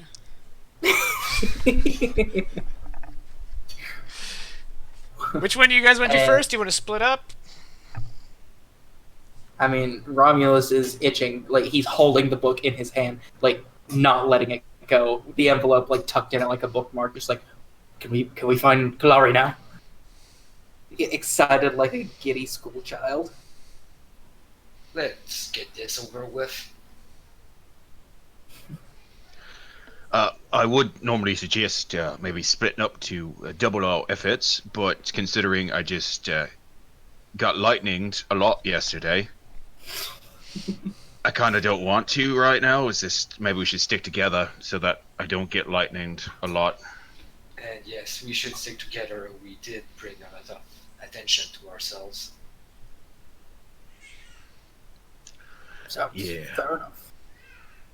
Also, is it to anyone else that we're looking for someone in green robes that's a wizard, and then we just, dealt with a wizard that was also in green? Is it sitting wrong with anyone else? Is it sitting wrong with me? Nope, not thinking about it at all. Okay. Not once. To be honest, What? Naklo had not Dealt with noticed. what? What's a wizard? The halfling was in green robes. Green and brown Oh, tunics? And the Oh, tunic right, was I green, forget that. and then everything else about him was brown. Hot damn. But Ramus is like, wasn't he possessed by a demon? Hang on. yeah, it was a demon-possessed halfling with green robes. Yes. Don't, yeah, cold. Naklo's gonna subtly say to Oswald, like, if it was my choice, I wouldn't be dealing with any of this. Romulus is smiling too big and walking jollily. But Jollily? no one can see the smile because No. That's right. Got the mouth covered. He didn't hear a word of it. All right. What is your strategy for finding Kalari? Looking for the biggest, most magicalist place on Earth. On Earth? We're gonna end up at Disney. All right. There's a there's a Lord of the Rings montage, and you guys are in a different country entirely.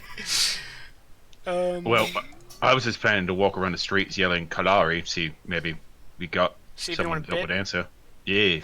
Mage Kalari! There is actually a school of magic here, the Stelwater College. I thought the Greenwind College was here. No, the Green Wind was Highvale. Oh. That was the where he got this quest. Yeah. Okay, no, see, yep, I'm just silly. Well, I suppose that would probably be the best place to start looking is the College of Magic. Caddy has joined chat. Yeah. Can't escape the snark. Oh well, yep, that is a good place to look, and I will, of course, once again make sure that we have no problems entering by taking on the persona of Balthazar, the man that you met the other day. Although I'm going to maybe gussy up what I look like, because it seems that my current attire is not exactly the best for making people think I'm actually a wizard. I don't understand. I'm a wizard, and I dress different. I don't think your clothes really matter when it comes to casting spells. It's just That's good enough. you're an orc, so they kind of expect you to dress like that. Shh. But hand here. Shh. So just just don't freak out when you see me change myself. Could you teach me that one? Maybe. Yeah, I guess we head to the college. Okay. Hopefully unobstructed. The college is a building that has a stone first floor, and then it goes from wooden for the next two, and it is buttressed against the coastline. It's on the easternmost. Yep. Nope. Western. Yeah. Westernmost side of the pier, and it has a man-made dirt foundation that kind of half of its size would be like above the water on stilts, but instead it's got this kind of like man-made stone foundation. All right. Impressive. And as you guys approach, there's a brilliant flash, kind of like a big flash and then flickering flashes in all the windows, and you hear this muffled, thunderous boom from inside. Well, fellows, looks like we found the place. And as we start approaching, once again, Oswald will say aloud, "Change is coming through my shadow. My shadow is shedding skin before reaching up and pulling off his skin, and underneath it is Oswald, although in nicer clothes. That is the only thing he's changing. Is his attire looks far more regal than his hobo chic." Okay. Fair enough. And then he starts going on the way there. He's just like, just give me a second here to get the voice. Yes, I think I have it now. All right, we are good. You may not be aware of that, but that's the accent I use for Talvians. I don't know if you were going for that, and I don't really Nope. care either way. So carry on. That's the Dracula accent. Oh yes, you taste so good. I'm not good at it, but Right, so you guys approach Ooh. the double doors of the Stelwater College. And we give him a good bump, bump, bump. Okay.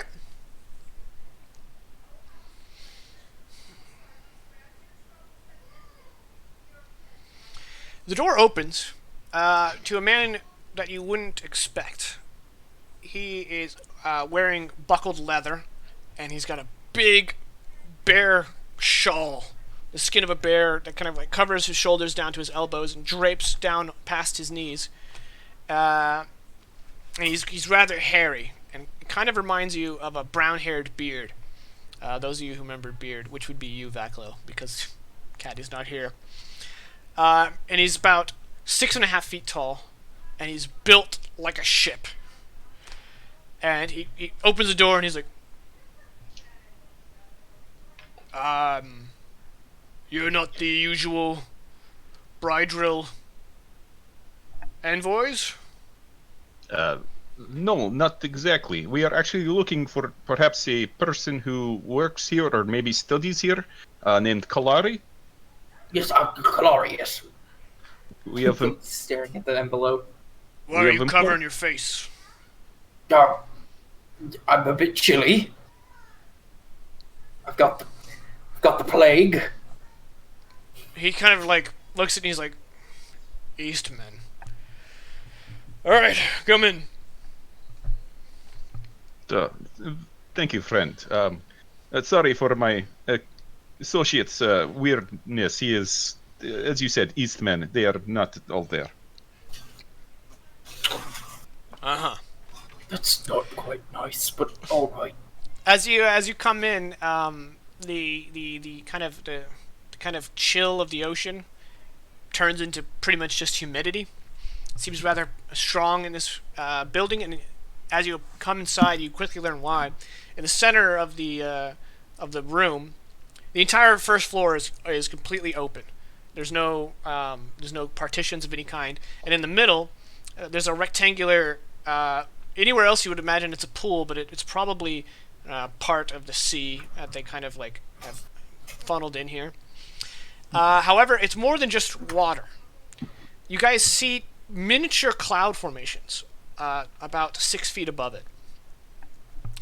And at the far end from you, you kind of see this half of this swirling mass. And as these swirling clouds kind of leave the boundaries of the water, they disappear and reappear, almost like whatever is causing these clouds to exist can't exist beyond the barrier of the water. And there's about half a dozen men and women who have a very obvious mage-like appearance to them, who are all looking over it. And as you approach, you overhear one of them saying, like, well, it looks like the storm will hit here in a few days. And another one's like, I'm really more concerned about the strange ice formation we see coming down from the north. It shouldn't have traveled that far south. It shouldn't have traveled at all, really. I believe it is a... Oh, we have visitors. And they all kind of like you walked in on something they don't want you to hear. They all kind of like... and they all turn to you. And one woman turns, and she has these kind of wispy tattoos all about her face. Mm-hmm. And she's got brunette hair tied into a tight ponytail. And she turns and she's like, you're not who we expected. What's your business here? Romulus is like captivated with the weather projection for a moment, and then like she says that, and he shakes his head and he's like, I have a, and he pulls out the envelope and like fumbles with it and like drops it nearly and grabs it out of the air, and he says, a letter for Mage Kalari of Stelholm. Okay, at this point, I reckon your hands are free, except to grab that, right? Hey, right hand. Oh, okay, so you're still... one of the men looks at you, cocks his head, and he says, why are you covering your face? To have the cold, yeah, the weather coming this way, it messes with my sinal area. Yes. Alright, his staff, the tip of it glows blue, and he kind of tilts it towards you. Make a strength save, which you'll probably succeed. I sure hope so. 18. 18, okay. You feel like a very small, localized gust of wind try to blow your hand away, but you just kind of hold it fast. And he kind of has this suspicious look. The woman doesn't seem to be paying any attention, and she says, "Who is this message for?" Mage Kalari of Stelholm, if I'm reading this properly. We are bringing a message from the Greenwind College in Highvale. Sorry, my minutes. I am Balthazar Zelkin. And these are my associates. I am Tilba. The Is suspicious... that the woman? Yes. And the suspicious man is Sasha. The suspicious man is the bear-clad one, right? No, he's the one with the staff. The bear-clad man is behind you, arms crossed. Okay. Are all of them of like similar build, like tall and muscly? No, they're rather diverse. In fact, the man clad in the bear seems to be rather distinct. However, they seem to be wearing some variation, or something you would expect to see a sailor wear. Some of the men have pretty like loose clothing. They have like pantaloons? Yeah, here and there. People who share my fashion sense.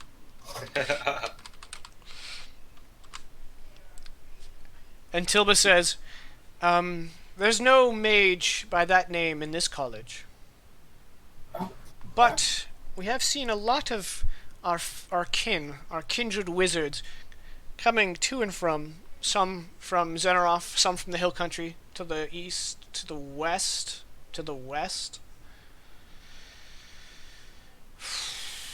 I need to get a hold. Many apologies. We were under impression that this person would be here. Yes. Sorry to waste your time. I guess we shall venture out into the city and look at the old-fashioned way. Although, if you've heard of this woman, it would be greatly appreciated. She dresses in green robes. Kalari? She turns to the audience. She says, "Does anyone know a wizard from the west by the name of Kalari?" And one of the wizards gathered kind of nods. He's like, "Yes, I met Kalari." Ah, excellent, friend. Would you be willing to tell us where this Kalari might be found? Yeah. She's at the Bywater Inn, last I checked. But that was a few days ago. She wanted a report of the weather for the next week. I must say that this pool that shows the weather that is upcoming is fascinating by many imaginations. I have never seen anything like this in all of my many years.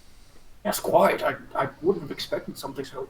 Well, not to say your college is not to be highly expected of, but it's just never in my wildest dreams. And he's entranced with the thing again. Alright, there's one man at the far end of this pool who's kind of had his head down. He's leaning on a staff. He's obviously rather elderly. And as he looks up, you can see his pupils are white, and he appears to be blind. And he sniffs the air. Uh-oh. And he says, "I smell the steel of a grey banner pin." Oh, yes, that is myself and my early associate here. We are both grey banners. "Tell me." Is... Without looking, he just kind of like starts like waving his hand, making different shapes, and the map, if you will, on the water starts to move, and you guys see what appears to be an iceberg with dark clouds over it. That's just kind of on its own in the water. "Does the Grey Banner know what this is? We saw it break off from the ice in the north, and has been traveling south towards the bay for a week now. I know that though my colleagues are skilled in their craft, we do not get out much, and I'm wondering if you Grey Banner may have heard or seen any portents as to what this may mean." Do you mind if I get closer inspection of this image? You may approach. Yeah, Vaklo's gonna approach too. All right. Not- You guys approach, and yeah, it looks like this ice mass. But both of you make perception checks. Or who's better at it? Probably Oswald. Oswald, make it with advantage. He'll just help you. I have +2 perception. Okay. A 0. So with advantage? Yeah. Okay.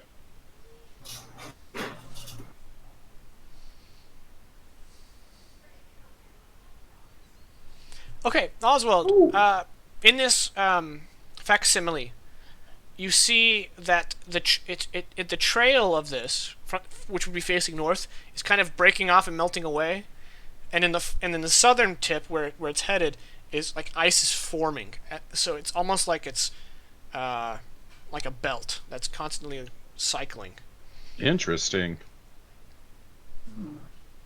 Just give me 1 second. I just want to mark some stuff down. I know. I want to end this on something interesting. So this may be. He looks towards Vaklo and kind of leans in and says, "Perhaps we should tell them about the incident at the castle." Yes, let me phrase it differently though. Vaklo's gonna like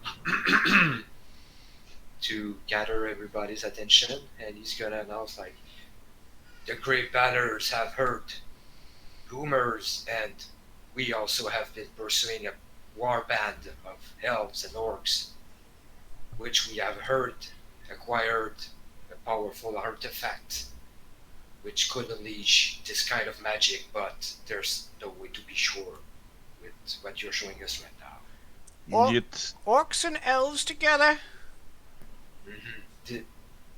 This is why we're taking this matter so seriously. Do you have any more specifics? this object is tied to unleashing a storm dragon. Mekfo Cogblon?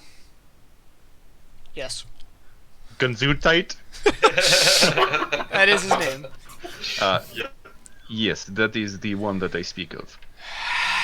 He kind of like gestures to his belt, and you guys see something glowing in a pouch, and then he starts waving both hands, and the ice facsimile grows in size so that it fills the entire pool, and then suddenly bits of illusion matter start to form, and suddenly in the middle of this ice is a very, very, very large longship. And the blind man says, "We should have attuned the magic sensors for this. This is a frost giant ship." And that is where we're going to take our break. So, when we return, I think Caddy will be joining us. So, we'll be given at 15. So, we'll be trying to get back here around 25 after. Which means we've got a little over an hour and a half more of Fire and Blade. And Caddy, sorry for going long. I just didn't want us to end in the middle of nothing. So, hopefully this will be a juicy bit and everybody will come back and see it. See you soon. So, we're going to break. Thank you, everybody. We got another hour and a half coming at you. Alright, everybody, we're back. Thank everyone for being patient. The toddler is in bed. I can't say he's sleeping, though, because that would be a lie. As you guys can not see, because I still have Askew pictured up, behind Askew is... What's behind door number 1? Caddy's here. I'm going to real quickly kind of cycle through and turn off Askew here. Bear with me. So, we just left off. You guys are in the Stillwater College, and it has just been revealed that this block of ice traveling south is in fact a frost giant ship. That is worrisome. That should not be possible. That's the length of my expertise on this. Okay, the man wearing the bear says, "Yeah, that's a frost giant longship. That's how they travel. Damn, I should have thought of that sooner." Then, what do we do? What can we do against that? The blind mage says, "Tell me about these orcs and these elves." Well, as mentioned, there are orcs and elves, and The Well- orcs are from the Burning Way clan, and the elves are led by Gurchin. Grennan. I don't remember Grennan. And if we heard he used to study in Wymeria at the academy at Zenirov. There is an old legend that predates Wymeria, predates humans in this region entirely. It is called the alignment. It is said that there are 4 keepers of the elements: earth, fire, water, and wind. And every couple hundred of years, supposedly these 4 keepers converge in one place to take control of the elements. that makes sense because it's Grennan is the keeper of Earth. He is also an elf that was there when the dragon was first imprisoned. Mekvokogblan, the sleeping dragon, is also called the Keeper of Air. And, according to the legends, the Keeper of Water is always a frost giant. Which is why, when you told me that they were trying to release Mekvokogblan, I suspected there might be a frost giant ship in this ice formation. The pieces sort of fell into place. No doubt this burning wake is led by a powerful fire mage. Have any of you seen him? Or her? Not so subtle look towards Romulus. Romulus is silent and just pulling every bit of cloth towards his face and making sure his vest is covering his tattoos and everything, trying to make his muscles look smaller somehow, just everything he can to hide. Trying to make your muscles look smaller. Let me know how that goes. Holding his arms in a way that makes him look flabby. He's cowering. Squatting a bit, make himself look shorter. It is probably best bet that the Burning Wake's orcs do have some sort of fire. Burning wake. Oswald doesn't know their names.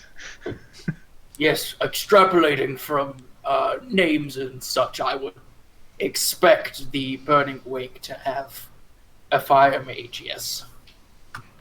Out of character, I'll admit I missed most of this war in Parmor Drive, so I don't remember. You're not wrong there. You Back do home. recall that when Sefri was recounting the assault, or Viral, one of the two, when they were recounting the final assault that you guys were incapacitated for, it was said that the door was taken out by a huge fireball cast by an orc with eyes like embers. That was not mentioned. So Vaklo will confirm that we met orcs that were backed by a powerful fire-wielding wizard. Unfortunately, my recollection of this legend ends with what I have told you. However, we here at the Stillwater College have not really concerned ourselves with such knowledge. Perhaps the university might have more information. Time and place would definitely help. It seems like, though, that it's problem that will be for everyone if they are to get together to have this alignment. I am not certain what alignment means, but if there are very powerful people, it does not bode well for us, no? Certainly not. And should you call for it, we may dispatch wizards to aid you from our college. Though we are not warriors. Not even this big man here. The one with the bear. Yes, Sven, the Northman. He is unique. And Sven kind of grins. He does not have learned magic like many of us here. But He was born with it. His people called him a skjald. Maybelline, it is possible that such a man would exist here, but I have never heard of this skald. Sven, as he's been introduced, says, I can fight. I used to fight for the Northmen before I came here. If you find a place, I shall direct my thunder in that direction, at your call. All right. Is there some sort of sending stone or something that we could have to contact you, or should we send a messenger? The old man thinks for a moment, and he's like, there is something that you could use. But, unfortunately, it's one of the prized possessions here at the college, and we have only just met. Fair enough. All right. Well, you've been very helpful with the information on Kalari, so we shall take our leave now, unless anyone else has something to ask them.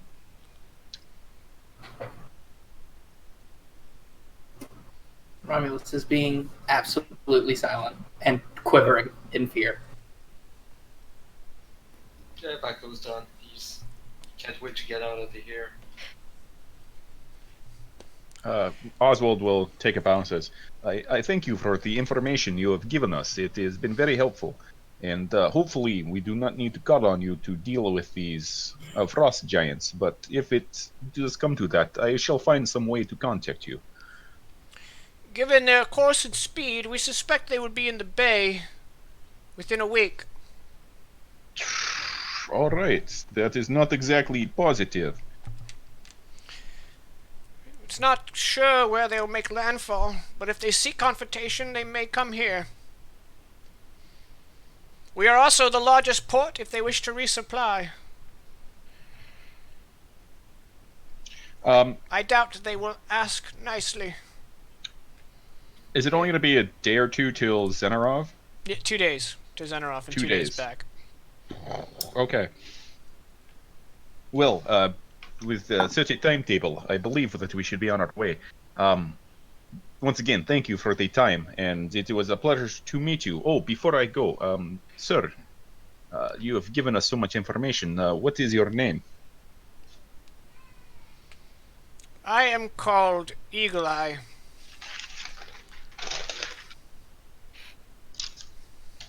A very strong name. I appreciate it. He probably forgot parts of it. He kind of like does a half grin. He's like, "Does it surprise you for a blind man to be called ilwDY?" Oh, no, not at all. Actually, it makes a lot of sense. Vaco's literally searching for an eagle. Vaco, what's your intelligence stat? Well, he 12. Well, remember the Green Wind? They had familiars all over the damn place, so it may not be. But then again, That's right. Vakla wasn't there. He stayed back. He wasn't there That's right. because there was magic. Speaking of magic, as you guys are getting ready to leave, Spirit Reaver says, "We should leave these wizards a parting gift. Perhaps the head of the blind one." I'm just gonna quicken my steps. I hope it's gonna work. All right. Oh, just as he's about to leave, Oswald will back around and say, "Oh, just one more thing, friends. We have recently come across a demon that had a stone that connects to a magic circle, and if you perform the ritual, it will teleport you there. I know that the University of Arcane Arts are the primary users of this, but you don't happen to know of anyone else that would use such magics. Tilba turns around, and they all kind of exchange looks, and each one ends looking at Tilba. And there's about 5 seconds goes by as they kind of almost have this non-verbal communication. And she turns back to you and she says, "You might want to ask Kalari about that when you find her." All right, thank you. Sorry, I shall be on the way. May the winds be at your back. May the wind be back. Yep.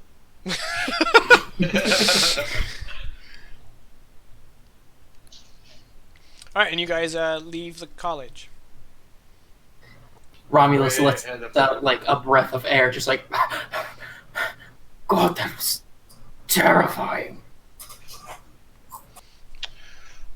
Why did you look at me when they said burning wake? I know you know, but they don't have to know. You could easily just be a man that happens to know the burning wake a lot more than the rest of us. Yes, this tall man covering his face suspiciously that suspiciously knows things about the burning wake is not going to draw any sort of concern from these wizards. His outfit No. might. Nor is lying to the people you are traveling with for a while about any information you may know. So, how about... sorry about that. Just kind of got caught up in the character. So how about you let us know exactly what the fuck is going on with some sort of magic man in the Burning Wake, and, you know, maybe give us all the details on him so that when we fight him, which we're going to, we can beat him. And you can see that Oswald, who normally has this kind of like carefree, laissez-faire kind of attitude, is very serious, which is probably the first time. This is even like when he was fighting the halfling, there was never really like a look of seriousness to his face.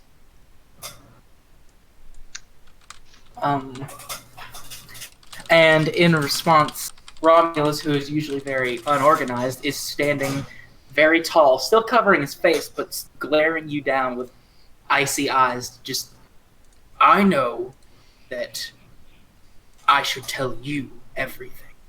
You are to be trusted. The three of you are doing good things for someone that you publicly know is your enemy.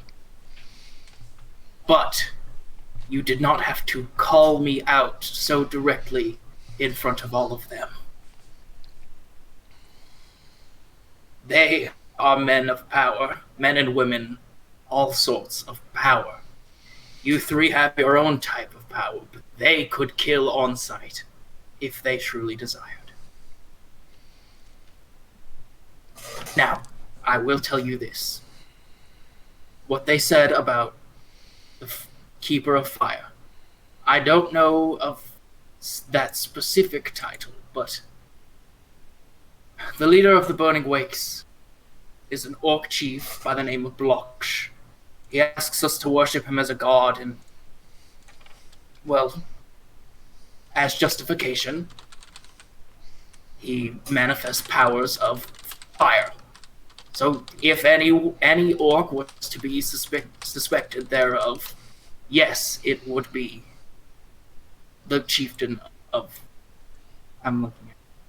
Yes, it would be the chieftain of the Burning Wake. Just out of character, did you say Bloksh? You kind of cut out there, so I just want to make sure I heard that right. Yes, B, like blog, SH. Blogsh. Well, thank Okay. you. I added it to everybody's journal now. Yeah. Oh, and just for the record, Caddy here and Vaklo, trust them implicitly, of course. Never trust me, though. Just throwing that out there. I don't know if you should trust Caddy either. She's the whole time she's been like, a raccoon can't change his straps. I'm watching you. She's the most honest of the three of you. Damn. Shots fired. She's not very good at lying. Vaklo's not sure anymore about anything. Oh, honey. But this icy stare down happens between the two wizards, and we're just very clear distaste between us at this Little moment. lightnings kind of forming around anime style. Zoom in on eyes. Am I around? Am I just like Yeah, you're hanging there. out? Okay, good. to Earlier know. in Hilby, you had things to do. I knew I did things in Helby. I got debriefed. Everything sounded exactly in character. I'm sure it was. We all assumed you were conversing with the Rat Mafia. Yeah, that's fair. It's something I do. That So I sounds guess like me. right now, we should be heading to this Bywater Inn and see if this Kalari's there, and if she is, we can deal with that, then be on our way to Zenirov, because apparently we got to stop some sort of frost giant long boat from arriving and decimating this place. So, yay. Yes, let's proceed. Time is short. The Bywater Sure, Inn fine. is actually quite close to where you are. It is an inn located on the docks. Oh, it's Bywater. Oh. Yeah. No way! No way! It's Bywater plus SH. Just kidding. All right. This is like that Just inn in go American there. Werewolf in London, you know? Just named exactly for what it is. Yeah. So let's get in there. Okay.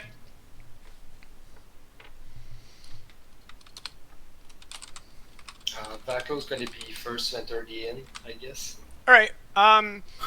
It's probably about half capacity. It's mostly filled with docksmen, burly, shirtless men covered in tattoos, who make a living loading and unloading ships.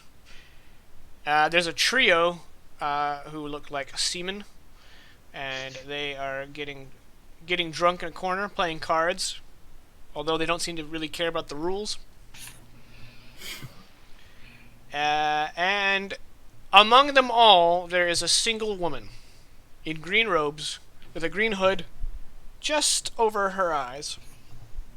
She doesn't have a drink, but she does have the remains of some meal on a tin platter, and she's reading a book with one leg over the other.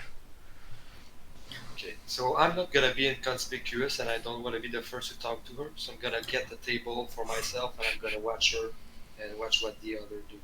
Okay. And Romulus walks straight up to her table. Okay, so with Vaclo envelope outstretched. immediately starts creeping on her. Got it. And then you just march up. Yep. Envelope outstretched. Kalari?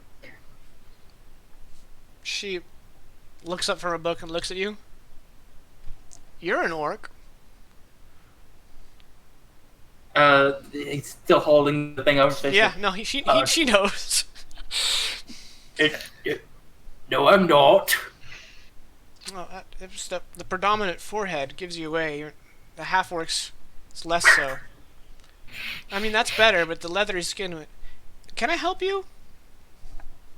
I have a message for you from the college in Highvale. And he, pushes the envelope further towards her. She reaches out and takes it. Unseals it. And then she's like, can I have a moment? Thank you for delivering this. Yes. And he, awkwardly, backs away, is that all? She just looks back at the letter and pulls it out and starts to read it. Okay, thank you, bye. And he walks over to where Vaclo is. And he sits down she saw straight through my disguise. Yeah. What a shocker. How clever she must be. And then Caddy's gonna very pointedly turn to talk to Vaclo as if Romulus doesn't exist. She's gonna be like, I feel like we're wasting time. The world is ending and we're running errands. I think we're almost done. Let's take 5 to see how that goes.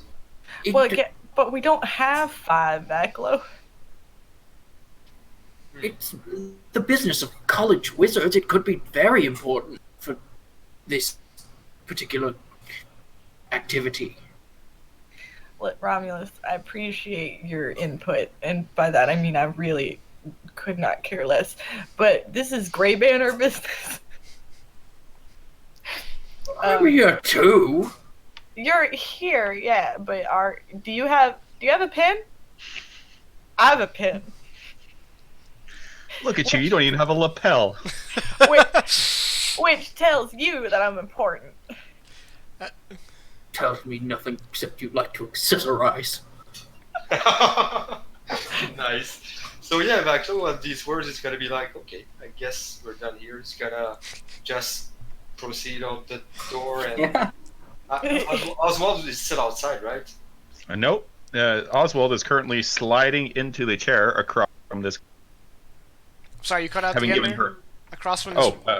He's sliding into a chair right across from Kalari.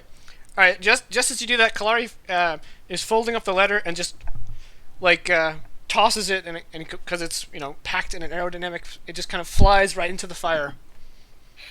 And then she turns to you with an icy glare, and she's like, "Can I help you?" Oh, well, that's what I'm hoping. See, I'm one of the folks that was delivering that message to you, and I have a couple questions, not about the message. I don't give a shit what's in that. We recently came across someone that had a gem that, when you performed a ritual on it, it would allow you to teleport to a specified magic circle. And I know that the University of Arcane Arts uses that rather exclusively, but I was wondering, or at least I was pointed by the folks at the college here in your direction, that maybe you could tell me if there was anyone else that used it a lot. 1 second. Aaron boy. Hmm? She referring... You turn her way and she kind of motions you over. Yeah. He's confused because he doesn't go by much but his name. So he looks up and he's like, and then like stands up from the table, like hitting his knees against the table and like fumbling over. Very Dude, awkward. my drink. And she snaps her fingers and holds out her hand. What? The letter. It said something about a book. Oh, yes. And he fumbles in his pockets and pulls out the book and lays it in her hand. She leans up close to it and whispers a word. And she's like, "You can read it now."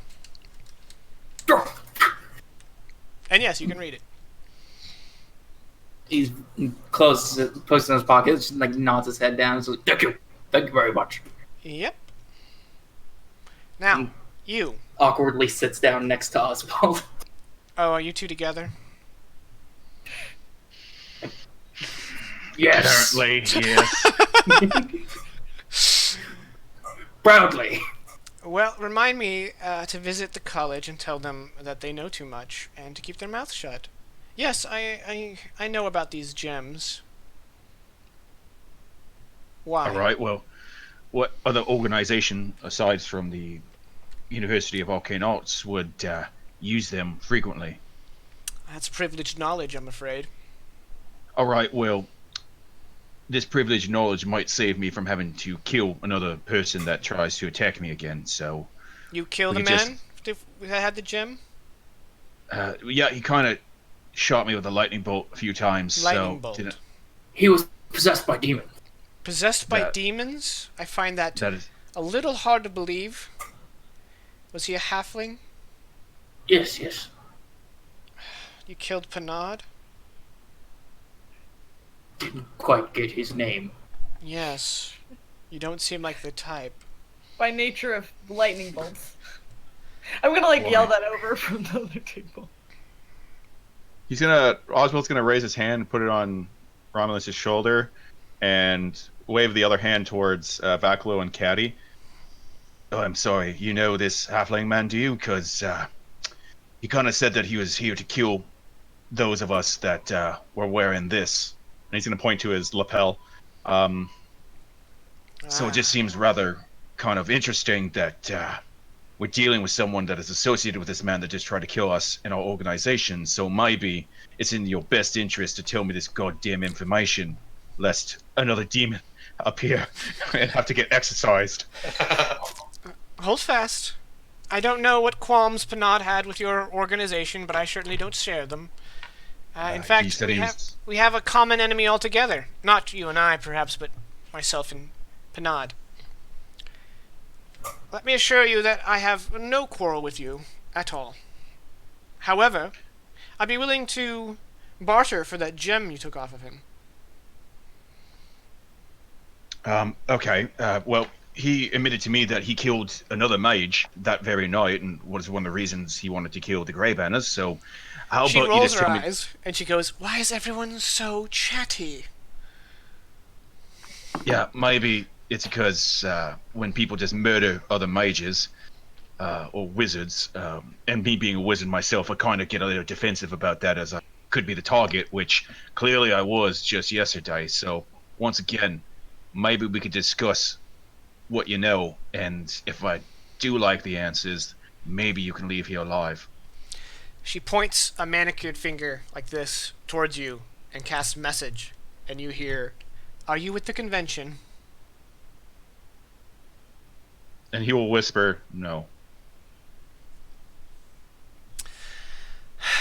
It seems you've accidentally bumbled into something that has nothing to do with the Grey Banner whatsoever. As opposed to purposely bumbled. Yeah, we That's tend to right, do that. instead of purposely bumbled. As I imagine you Grey Banner often do. I bumble with Does great she know purpose. Does she know us? What I've seen, yes, they do. There is some friction between a certain faction and another faction of wizards here in Wymeria, and that is all I want to talk about. My friend Panad and I are on one faction, and the mage he killed was no doubt on the other. Now, why he wanted to kill you, I don't know. I'm sure he had a good reason. After this conversation, I'm sure he had a good reason. Because we're investigating the murder of the first one that he killed. So he was trying to get rid of people investigating it. I So see. not really a good reason, but you know. Yeah, good to some. Suffice it to say, you've done me a favor in bringing me this letter. I have paid on delivery, and I have answered your questions to the fullest I'm willing to. I suggest you pretend like this conversation never happened and move on with your bumbling. He's Oswald's just going to turn to Vaclo and be like, "So, what do you think about this all?" I think we have no grounds to push this further. Quite to my dislike. She sneers and she says, "I assure you, Panad was a subordinate, and I find his powers to be far inferior to my own if you wish to get physical." At this point, the sword is probably talking to me, and I'm like, alright, let's get out of here. No, the sword is probably like, kill, kill, kill, kill, kill, kill, Yeah, kill. exactly. The blood makes the grass grow. Kill, kill, kill. All right, well, I guess we'll take off. I'm not going to pretend this conversation didn't happen, because you've revealed some interesting things about folks that we've been dealing with. Just, though, as a precaution, maybe buy a couple chickens and draw a cross on your chest with the blood. And he's going to get up and go as, like, an inside joke. Sure. As soon as you guys leave, she just goes right back to her book. Assuming you're all getting up and leaving. Romulus gets up to let everyone else out of the booth, and he lingers for a moment and looks down at her with the cowl still held over his face and says, How did you know I was an orc? Without looking up from her book, she goes, "When was the last time you bathed?" Oh, snap. And all this time I thought it was the Chance with all corpse. this- I haven't had a chance with all this murder mystery going on. And she just goes, "Mm-hmm," and turns a page. You just hear from It's the all right, distance we're near water. this voice. Oh, you need a healing spell for that burn. Cure light wounds for that burn. He walks away angrily. And all this time I thought it was the corpse smelling. Oof. Oof. Mean. I see that. I see Vaclin wanted to season that. Gave you a little salt. Yeah, I've got -1 on medicine. That's probably how I treat birds. Oof. Oof. Well, now that we're outside, also is going to be so. Probably should just not deal with that university anymore because they apparently want to kill us. So just heads up on that. And yet we have to go there, right? Oh no, I meant the Green Wind one in Highvale. Oh, okay, yes. We I did don't them a favor. differentiate them. Wait, we're delivering the corpse to Zenirov to the academy, aren't we? Yes, to the university. Son of a bitch. Okay, cool. Cool. We're gonna leave it with an intendant or something. I don't know. Yeah. No, new guy. I don't want to kill the party. Thank you, though. Did we like accidentally pick a side or absolutely like excommunicate ourselves from either side? I think Oswald's onto something. Mm-hmm. Yeah, Ah, super politics. super dope. Super dope. For the rest of the day, though, Oswald's gonna be like silent. Mm-hmm. And Vaclo mumbling to himself. Okay. We're such a cool group. Romulus sniffing yeah. his pits. At this point, it's probably oh, oof. At this point, it's probably about noon. You guys want to go? On check, Romulus. That one laid out. All right. You guys want to go look for the stone giant? Yep. Yes. Okay. It's our next big thing. Do we The still first have... person you ask, "Hey, have you seen a stone giant?" The person goes, "Why, yes, I have. Hard not to. I feel him when he walks. He's in the Dwarven district. Interesting. There's a I don't know. I don't really go there because they're dwarves. No offense, ma'am. But I hear they have an open air tavern pub that he would probably not destroy the roof of, as it doesn't have one. A fair assumption. Well, that's what open air means. Whatever. And he goes off. I wouldn't want him around anyway. I mean, we don't know the stone giant, so that's pretty mean to say. He could be a fine bloke. No, I don't mean I mean this guy. I wouldn't want him around anyway. He can't tell the difference between a gnome and a dwarf. Jeez. That's Oh, not the God. first time that's Victim of happened. racism. Yeah, I know. And it won't be the last. No, it will not. Well, No, it will not. I just noticed no one hosted me this week, and now I'm hurt. Oh no. You need some good berry. Yes, I do. Alright, so I guess we're heading there, y'all. Like, Yeah. To the Dwarven district. Dwarven district, here we come.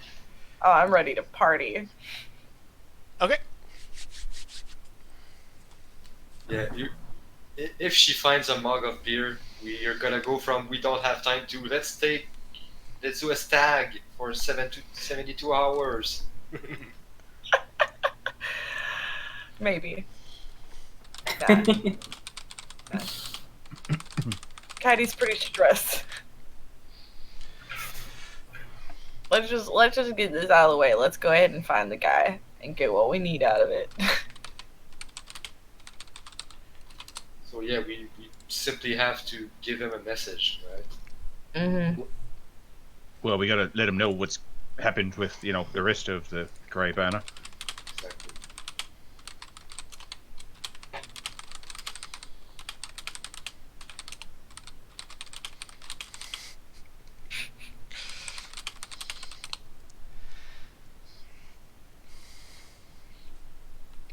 Sorry, 1 second.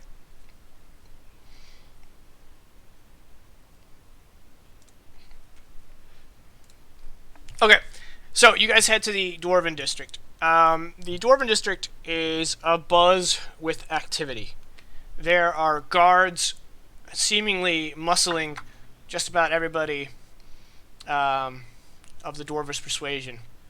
They're ransacking homes, and there's just chaos. You guys managed to get your way through, and it's not a very large area. It's probably maybe 4 blocks, and in the middle, kind of like between 4 building blocks, is this courtyard that the smell of ale is rather inviting. And sitting in the middle, on a table, is this gray-skinned, hulking man. And he is, in both hands, he's holding a keg of ale, and he's just bringing it back for a drink, and bringing it back down.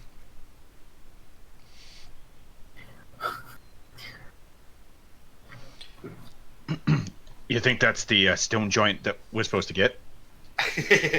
No, I think that's his cousin.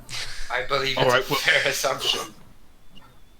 Are stone giants common around here? No, like just my first one. Have you guys met stone giants before? I've been here before, and it's the first time I see him. So I'm gonna approach the giant, and I'm gonna holler up at him like, "Do you enjoy this ale? Is it any good?" He turns Friend. you, and he's like, "It's Dwarven." I'm gonna have a taste, so I'm gonna go and buy myself a mug and. Every single dwarf, as you pass, starts shooting you dirty looks, and when you approach the barkeep, he's like, "Pretty sure they have human pubs. Why don't you go patronize them?"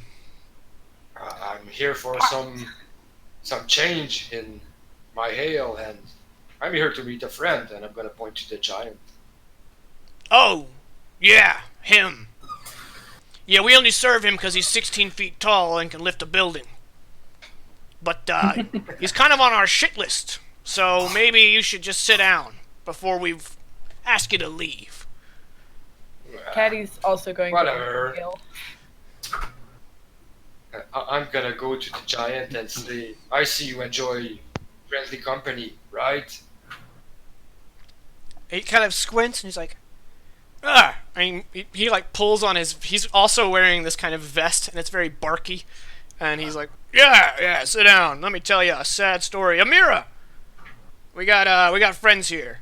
And the only other human is this black-haired woman, who's wearing really new, clean clothes, traveling clothes, and a cloak. It's black with purple trim, and she is sipping out of her own supply in a metal tumbler. And you guys didn't really see her because she's in the shadow of the giant. And she's like, "Cheers, whatever." And he's I like, would drink to that, but "I'm Petrog. This is Elmira. The other 2 people in our group are dead because they're idiots." And then he just immediately takes a big drink, and she also takes a big drink. And then he kind of like splishes some behind him. And he's like, Did he say Petrov? "Petrog, yeah." Petrog. Okay. Romulus, Romulus wants to walk up to the dwarven bar as well and ask how much a keg of ale is. A keg. The dwarf looks at you, looks at the gathering. He's like, "You know what? We're just closed. Piss off." What did I do? I'm no human. They won't serve me in their establishment. I figured I'd find company among dwarves. You said a keg?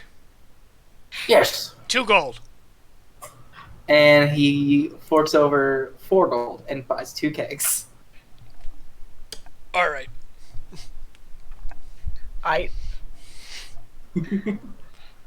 Romulus is getting litty. He knocks him over on their side and rolls one over to the giant. And he kind of stops it with his foot. So, what brings you to Stelholm? Well, Bad you do. news, I'm afraid. Me? Oh, man. I don't know how to take that. We have news about our common friends of the Grey Banner, Yeah? and we should discuss this in a more private setting once we're done with Oh, really? Private the sitting. revelries. You think they got one of those for someone like me?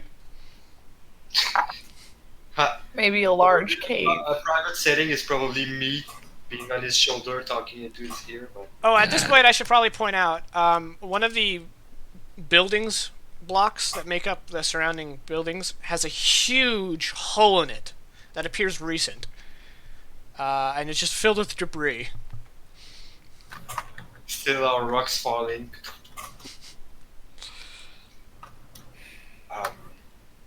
I guess that's your room. Ugh. I don't want to talk about it. And Almira and he both drink. Look, sir, really all it is that your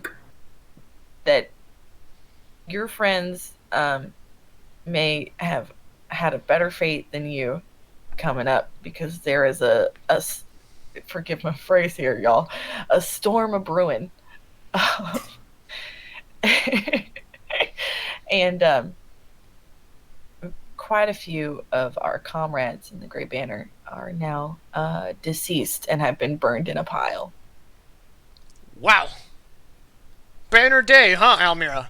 Yeah, sounds like it. Great.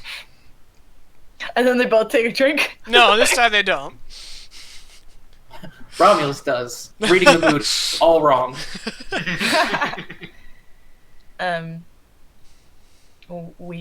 Parmordran was under attack by the Thanger Elves and the Burning Wake clan of orcs. Oh, those damn orcs. Yeah, we were there when they sacked Owenwold. You know, back when we had a full group of living people.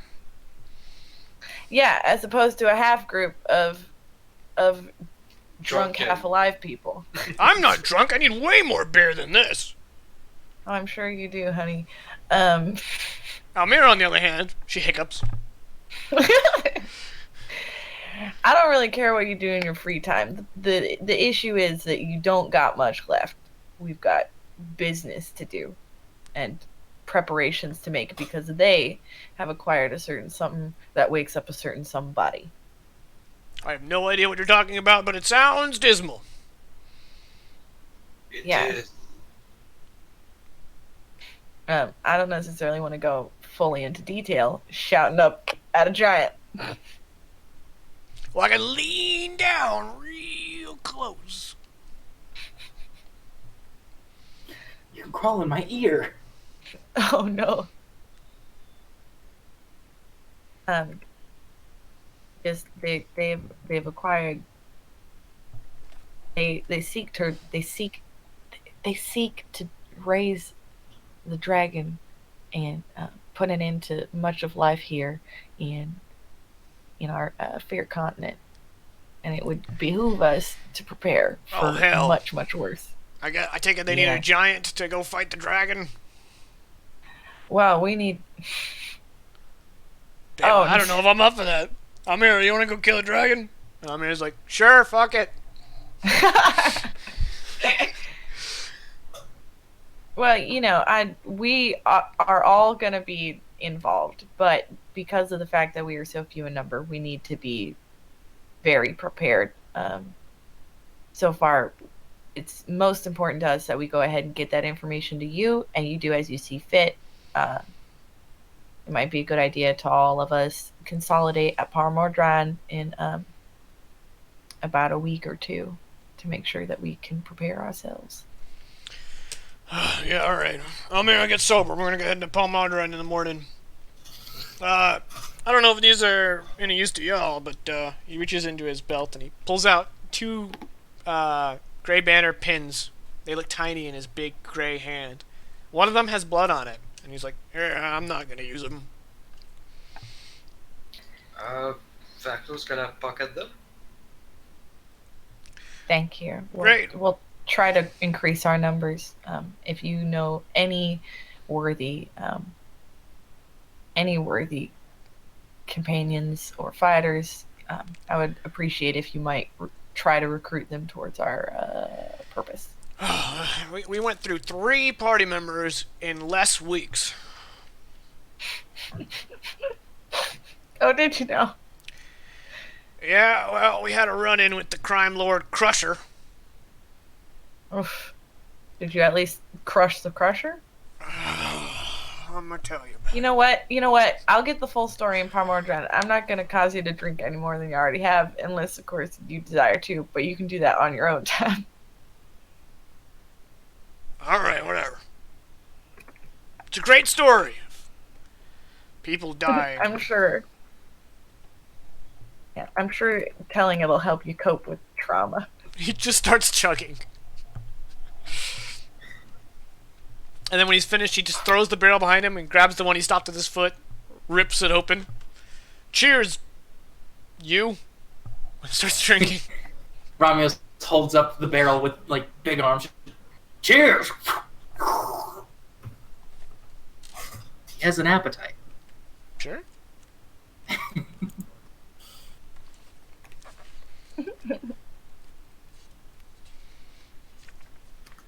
All right. Well, yeah. So these two, tomorrow morning, they will make haste towards the place, the castle, the Drine of Par.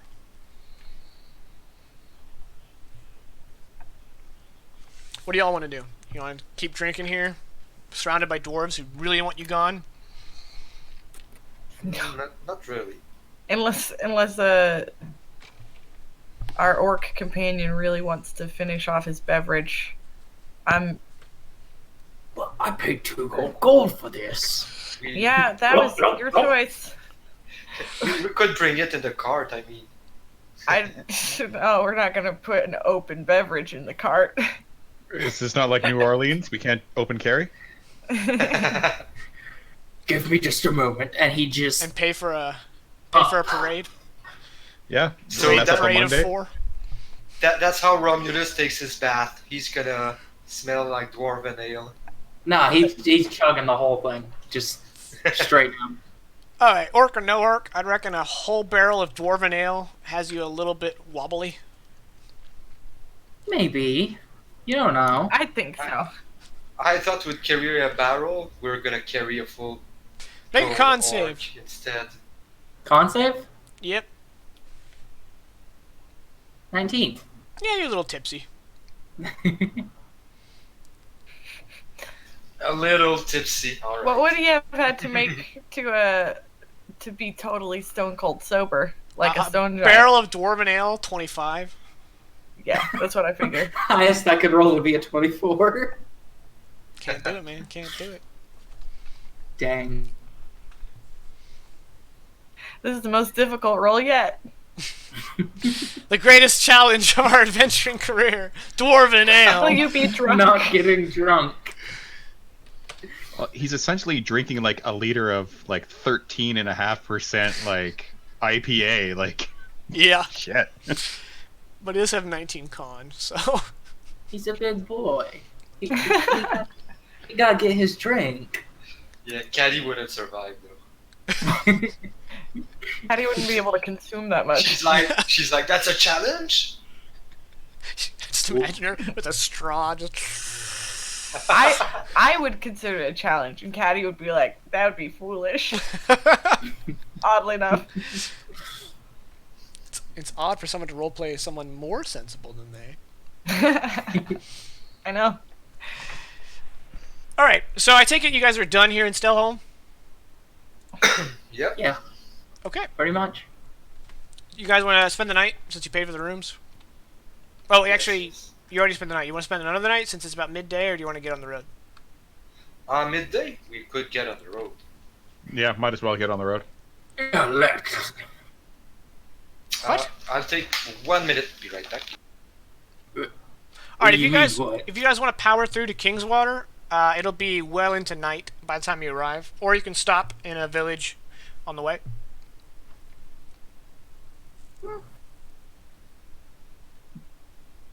I'd say. Right. How deep into the night would it be by the time we got to Kingswater? 8 p.m.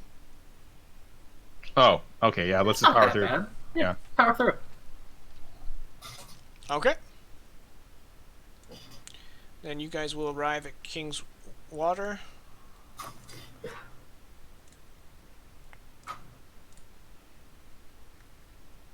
Have we been seeing a lot of traffic in our journey? Yeah, a lot of to and fro, mostly merchants. Some more armed than others. Okay. Vaclo's always for the lookout on nice clothes that would fit him. So You can mug people, take their clothes. No, I mean, I never did get that tailor at the start of the campaign, so I'm guessing my clothes are like, I'm gonna need the orc to mend them. Well, you're about to get to the capital, so it's probably the true. finest clothing. Mm-hmm. All right, Simple so enough. I Kingswater. reach over task mending. There's a saying that the water the king shits in ends up at Kingswater. This town was founded on lofty goals and aspirations. It is a stop between the two cities of Wymeria. How could that not thrive? Well, most people would rather live in the cities, it seems. Kingswater is a cynical town filled with the descendants of failed entrepreneurs. Most people going between the two cities only stop for the night, so the two town inns are the most well off. One end sits at each end of the town in either direction along the King's Road. In the northeast towards Zenirov is the Royal Stay,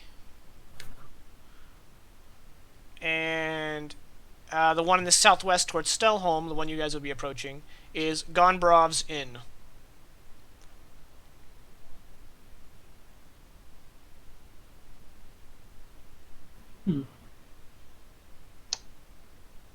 Yeah, I did miss like 15 seconds. I had the same issue as my cow, but What happened with the carb? I can't see chat. she said like Discord froze suddenly, but it's loading up now. Okay. Suffice it to say, it's a sucky town. Fair enough. And Gonbrov's Inn is, like, massive. Think of, like, a modern hotel. But maybe not that tall. Gotcha. Nope. She has a Discord that's white. All white. You guys want to wait for her to get back? Probably. I'm advising her on killing it and then coming back. Damn it, Discord! But yeah, I'm gonna pay for the room once again. Okay, I wanna these go, rooms are I more see. expensive than normal. Do a 50% markup. Okay, so 15 silver. I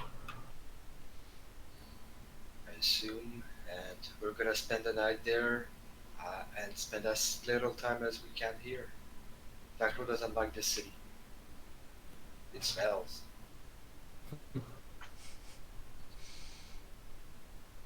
Hey!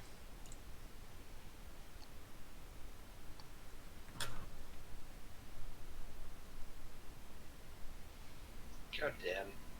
That made me. That was scary. Welcome back. There she is. Thanks. So, you guys are staying at the Gonbrov's Inn.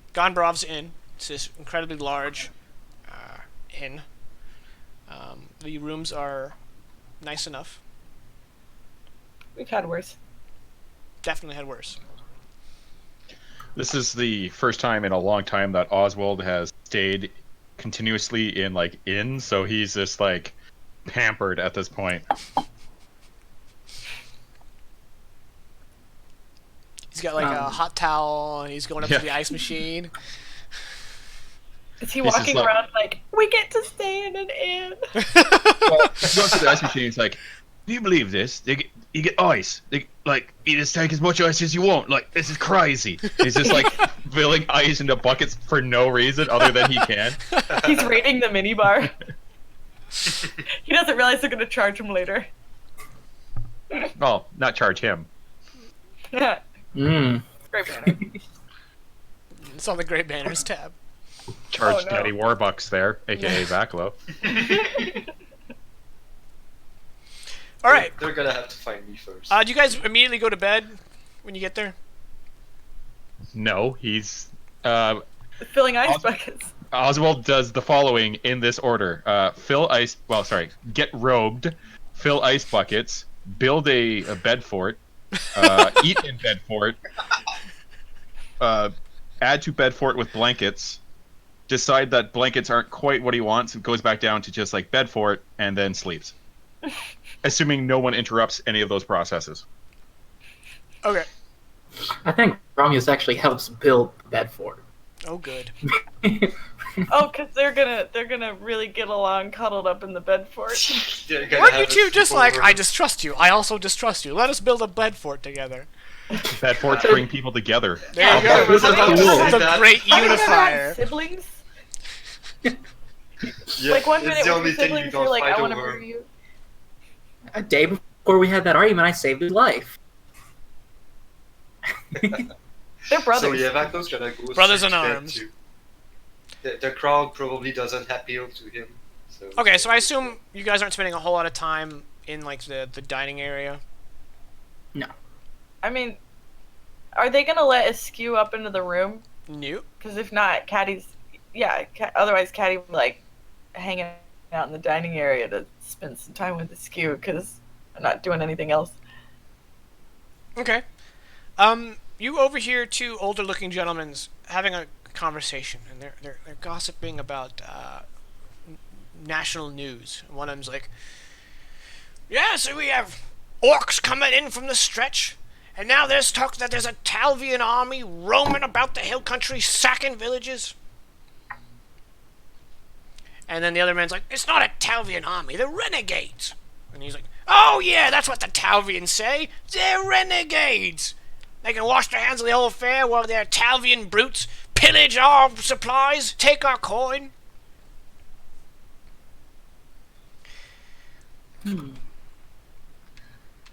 Pardon me, sirs. Did you say Talvian? What? Where's your mother? Hello. You know what? She's dead, actually. Oop. Caddy's catching up. But did y'all just say a Talvian army? Yeah, well, you know that Talvians have been Renegades? Yeah. they've been traveling through our lands over to Elgrad to fight the Empire. And I said when this started, it's just a matter of time for Talvia takes advantage of the situation and starts, with all their troops scattered about our land, they just start attacking. Well, this army of renegades did just that. Well, aren't there like official lords' armies to handle that sort of thing? Oh yeah, there's a legion of counts from Zenirov who have contributed troops into a big army, and they sent them off to fight them. And Talvia, of course, says, "Oh, you're not responsible. Renegades, blah-de-de-blah. Damn Talvians." So wait, you're saying the counts of Zenirov have already sent their forces to combat the renegades, whether or not they're renegades. That's what I heard last I was in Zenirov. All right, so then are the renegades still an issue? I don't know. You think they let us know? Us common merchants? Well, you haven't seen floods of people fleeing the hillside? Well, in Zenirov I sure did. Scores of people talking about Talvian renegades, pillaging, So then, whatnot. Why do you pay taxes? Hashtag taxation is death. Caddy started with rat rebellions, and now she's gonna start the Bolshevik Revolution. No, I'm just. All right, roll to sow disorder. I love to cause discord. Kalicheviks. Sounds cool. But still, like, Italians, doesn't that mean we're kind of getting ransacked and approached from all sides? What are the lords doing to prevent that from happening? Well, I don't know what lords do in that time. I'm sure they're having a powwow with the king of Talvia. King Holtmere, yeah. he's You've seen furious, I'm sure. Yeah, right before I left Zenirov, I saw a couple hundred able-bodied lads going off to fight our neighbors. Oh, that's always encouraging, ain't it? This is one trip back home to Stelholm I am looking forward to. Yeah, I don't blame you. That said, though, isn't it? Aren't we focusing on the wrong things? Well, what are you focusing on, little lady? I'm sorry. I was just concerned with all the orcs and stuff and the refugees from that whole situation. Well, last I heard, the orcs got killed by a bunch of elves, right? The Thanger, they had a big fight. Oh, yeah, sure. I guess I didn't know that. Well, I haven't been seen since Stelberg. Oh, haven't they? Oh, interesting. Well, thank you for the information about the Italian army. I'll be sure to tell my dead mother about it. Uh-huh.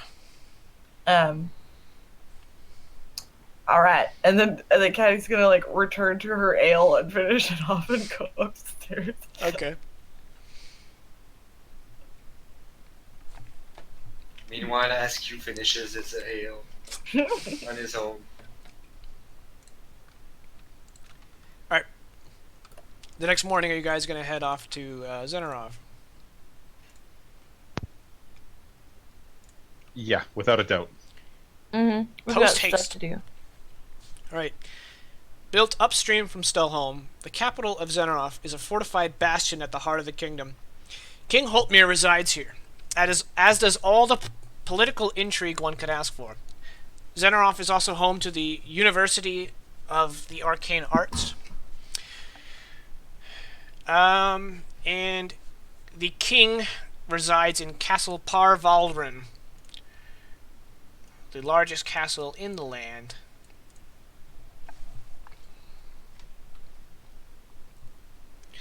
Zenirov has has an architecture that's very unique to the kingdom, very Gothic, lots of stonework. The city itself is built on a series of hills, so there's quite a few stone bridges that kind of overcut the lower buildings. So there's kind of two levels to the city, and the lowlands are kind of the where the poor and the slums mostly reside, and the highlands is where the middle class merchants and the aristocracy live.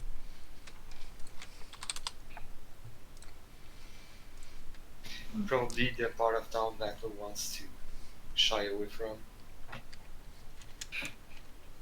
So when you say the architecture is Gothic, are we talking like very steepled roofs, gargoyles kind of littered about? Yeah. Cool. Ornate decoration, attention to heaven. Yeah. Yeah, steep points. Mm-hmm. It's all never mind. So we're talking like Paris in like Hunchback kind of like motif. Yeah, kind of. Sweet. Nice. I just have to relate everything to Disney movies just so I can visualize it. I mean, who doesn't, right? Yeah.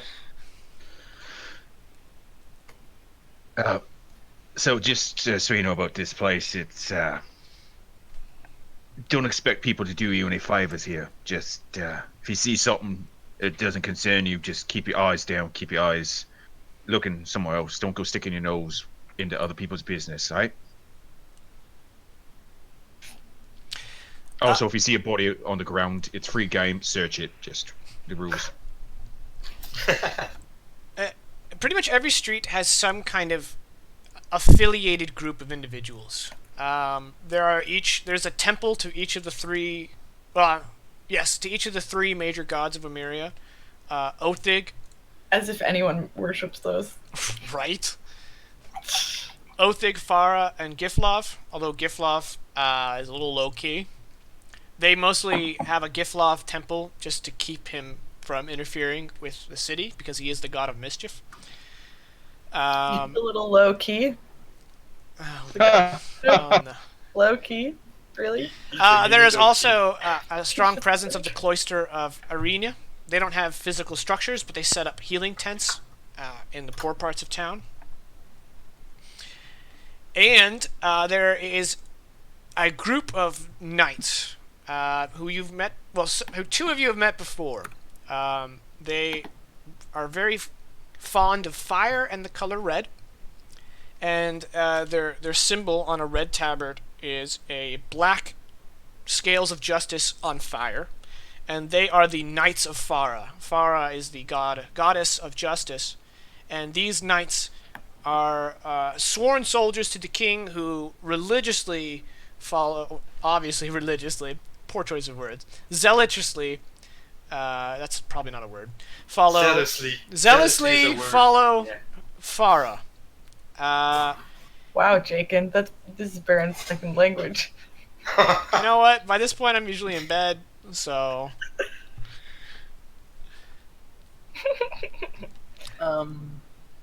Romulus is very interested. Everywhere they go, people are uneasy about them. They are zealots, as I said before, and so people are very aware when they're around, and they don't want to do anything that'll piss these guys off because they're the burn your house down, it's okay, Farah said it was okay kind of people. Yeah, Manifest Destiny style. Yeah, to like the nth degree. You know, like So the they founding know of the America. secret? They know the secret. So can we just get out of their way and they're gonna? Yeah. Or? I mean, they're not like brutish and confrontational, but yeah, and wherever they march, people give them space. Yeah, if you're in their sights, then you're in trouble. Yes. In addition to being law keepers across the country, they are also tasked with hunting down rogue mages and other dark magic users. Might be an avenue for Vaklo if. And if some of you remember, the two of you who were around back then, you met one knight of Farah. His name was Keldon Brightler, and he helped you in your fight against the Rat Witch. Yep. All right. Okay, that's where it came from. Cool. Because I knew it reminded me of something, but nothing like particular. So, thanks for the reminder.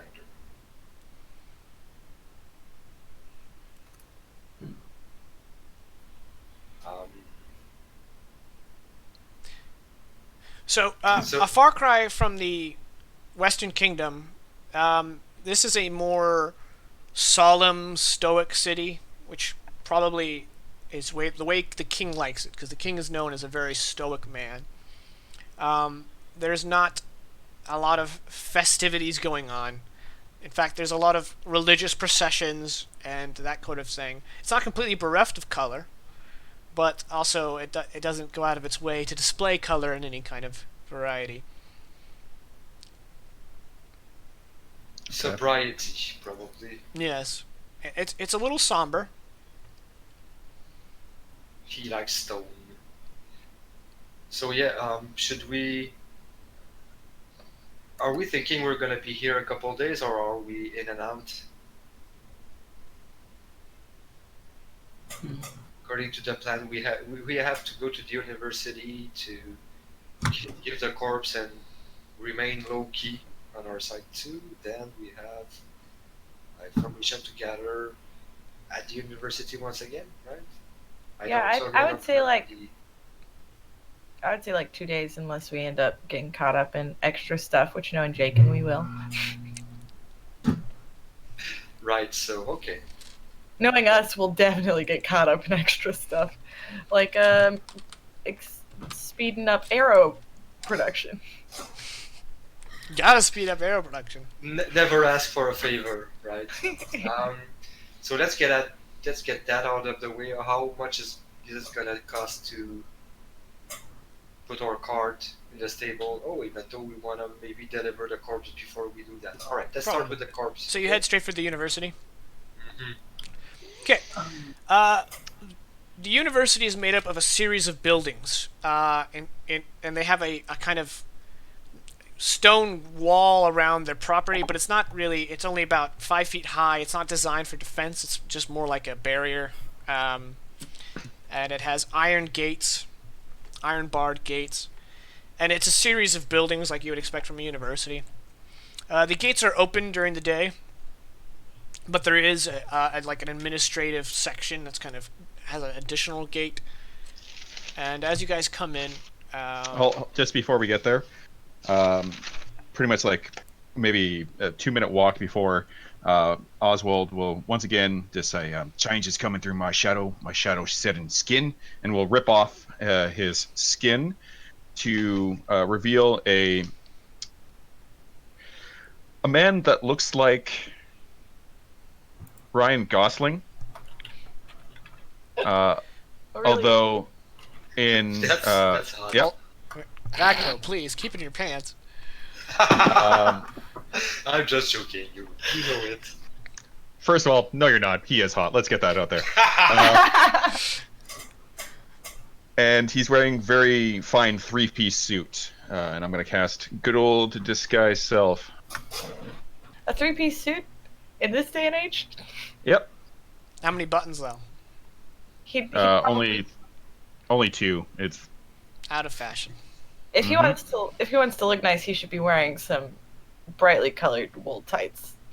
Just throwing that out there. I was thinking a zoot suit, but I didn't think that quite would have the same effect. That's what make a I'm not riot, sure if a alright? 3-piece suit. A 3-piece suit equivalent would just be like a fitted tunic, with kind of some poof to the shoulder regions. I figured it'd be like a simple cotton shirt with like a vest and then like Those don't pants. exist yet. Yeah. Vests don't exist. Well, they're Not not a like shirt. as a Suit. vest. Yeah. Okay. So It's really maybe- irrelevant, honestly. Yeah, it's irrelevant. You look nice. You look dressed up. Yeah. you look smashing. Yeah. Okay. So you guys, with your cart and horses, march through the gates of the university. You don't make it very far before the groundskeeper, who looks very mage-esque, kind of starts waddling over to you, and he's like, "Whoa! What are you doing with those horses? Who are you? What are you doing here? Stop! Stop! Stop! What's in the cart?" Well, we are here to deliver a body that is of one of your fallen members, and hopefully you will be able to assist us in some sort of fashion. A body? Yes, By the seems gods. one of your members was struck down, murdered actually, at a carnival in Harvale. I see. Okay, let me take you to the administrators.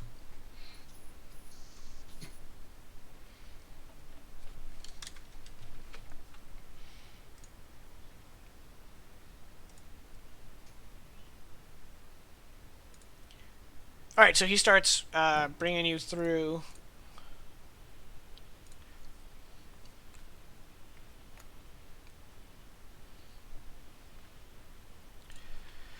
And yeah, he opens the gates into the administrative section, and you guys kind of pile into the small courtyard there, and he rushes into one of the buildings, and he comes out shortly after, and he says, "Madam Vetna will see you. Please leave the horses and the bodies and the boars and everything else here."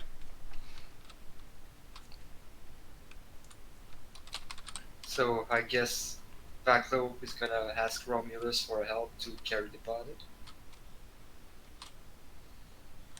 And I'm sorry, that was Lady Vacna? Vetla. Vetla.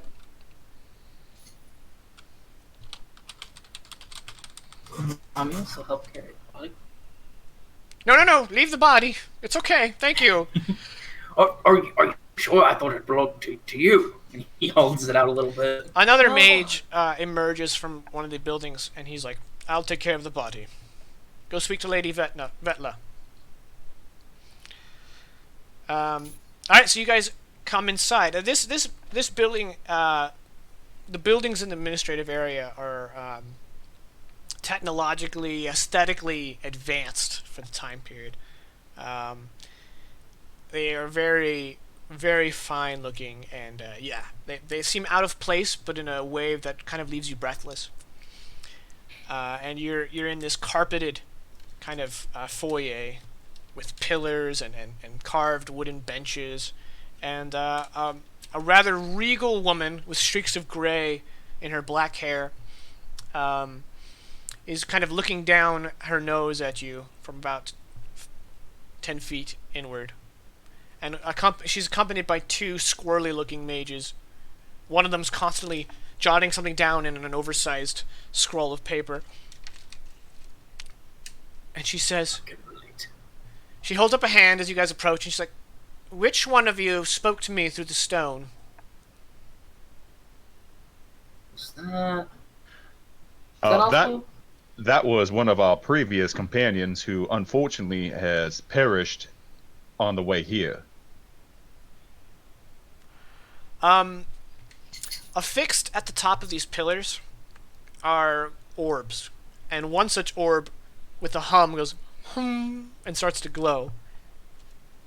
She looks at it and kind of makes a face, scrunches her nose, and she kind of looks at each of you with her finger, and then she points at Oswald and she says, "Ephelesta," and she casts a spell magic on you. It instantly works. You don't even do it. God damn it. Okay. Seeing his facade change back to his normal self, well, I guess it seems my ability to at least make myself look more presentable has not gone as well as I expected. She puts one hand on her hip and she goes, "Oswald." Yeah, that is me. Nice to see you again. Fetch Professor Billsworth. Oh, this is going to be awesome. And Professor Billsworth is the professor that brought you into the university. While we are waiting, Paco's gonna try to take Oswald outside and ask him. No, you're not leaving. I know, but I like. Do you think we are in some sort of trouble here? I mean, you're not, probably. And Vakla, you hear a voice. "I can think of a lot of trouble we can get into. Being in this hall is intoxicating, and holy crap, we completely lost one of our cameras here. What happened? Oh my god, it's a horror That's movie. like modern art. Drake, we lost you, buddy. Are you there? Well, I still see him. Oh, I don't. It's bad. I'm here. Can you drop and get back in? I can try. Appreciate it. I just screenshot what I see. What I saw. It's funny. It's There like we go. All right, modern he's back. art. Avant-garde. Avant-garde, yeah. Oh.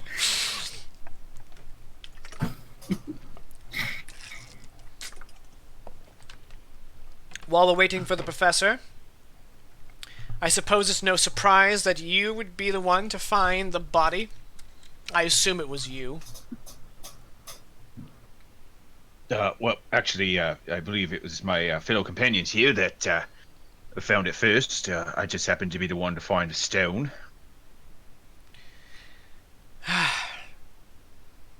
Is there anyone among you who speaks for the group? Or do I have to speak with Oswald here? Caddy's gonna look over at Vaklo, and then look at the lady, and then look at Oswald, and then look at the lady like, oh god. I feel rather stuck between a rock and a hard Vaklo's place. gonna speak up like I normally speak for the group, but I'd rather In not. affairs of magic, he probably is Yeah. not the best I'm really not. representative. So he's gonna look at Caddy. Oh, well. Romulus starts to step forward and is like, No, not you, sir. No. I I think she just just thought I doesn't. could be. So as you can see, we have like clear leadership in our group. She still has one hand on her hip, and she kind of like pops the hip outward, and she's like, All right, would you rather not talk to Oswald? I'll talk to whoever. I just want information. All right. I feel like you would probably talk to Oswald. All right. What Don't would you like to mutter. know?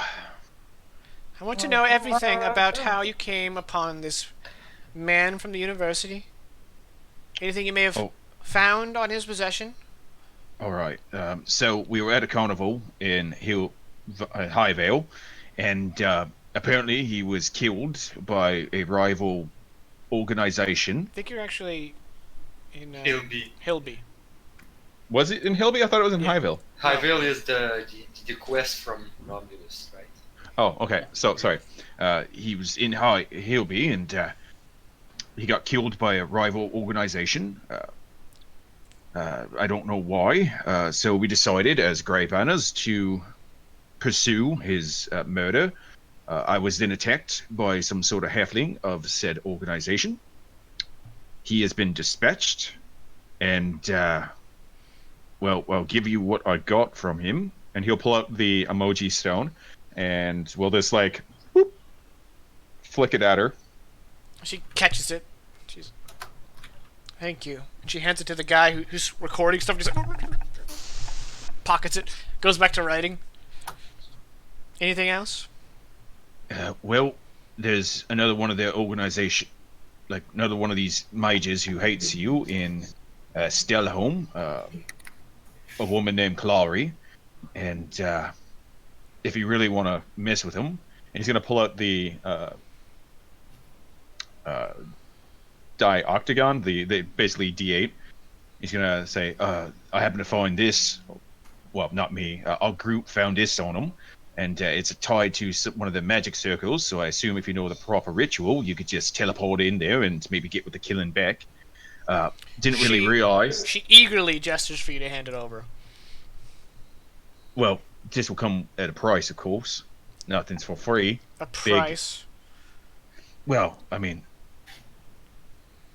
see, we returned the body and the positions on the body to you, but this went outside. This was our own investigation, so for us to just give it over all willy-nilly, we'd want something in return. Maybe some gold or some ink and paper to inscribe more magic. You know, just something to sweeten the pot. And once again, big gold tooth grin. Usually you Grey Banners negotiate price before killing murderers and pilfering their belongings. Well, he kind of attacked me first, so it was more self-defense. We've got a new approach now. New company policy. You didn't read the terms? How We much? do the right thing, and then if we can exchange from what we gain, then it's gonna be put to good use. How much? Sure. I'm thinking more like 700 gold worth of ink and paper. Huh. Oh, is that all? Because it's you, maybe 500. I'll go as low as that, yeah? 500 each? No, just in total. I mean, that's why I thought the 700 was pretty reasonable, but 500 magical ink and paper? 500 gold worth? yep.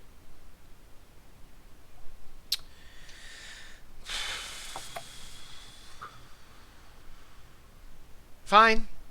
Fetch it. Is that alright with the rest of you? Yeah. Yes, very. We don't Oh, have it's a your sharing. negotiator. Nice. All right. I mean, this is what I need the money for in the first place, so it just kind of, saves time. And seeing as y'all seem to have, he wouldn't say y'all, seeing as you all seem to have more money than I do, just, figured you wouldn't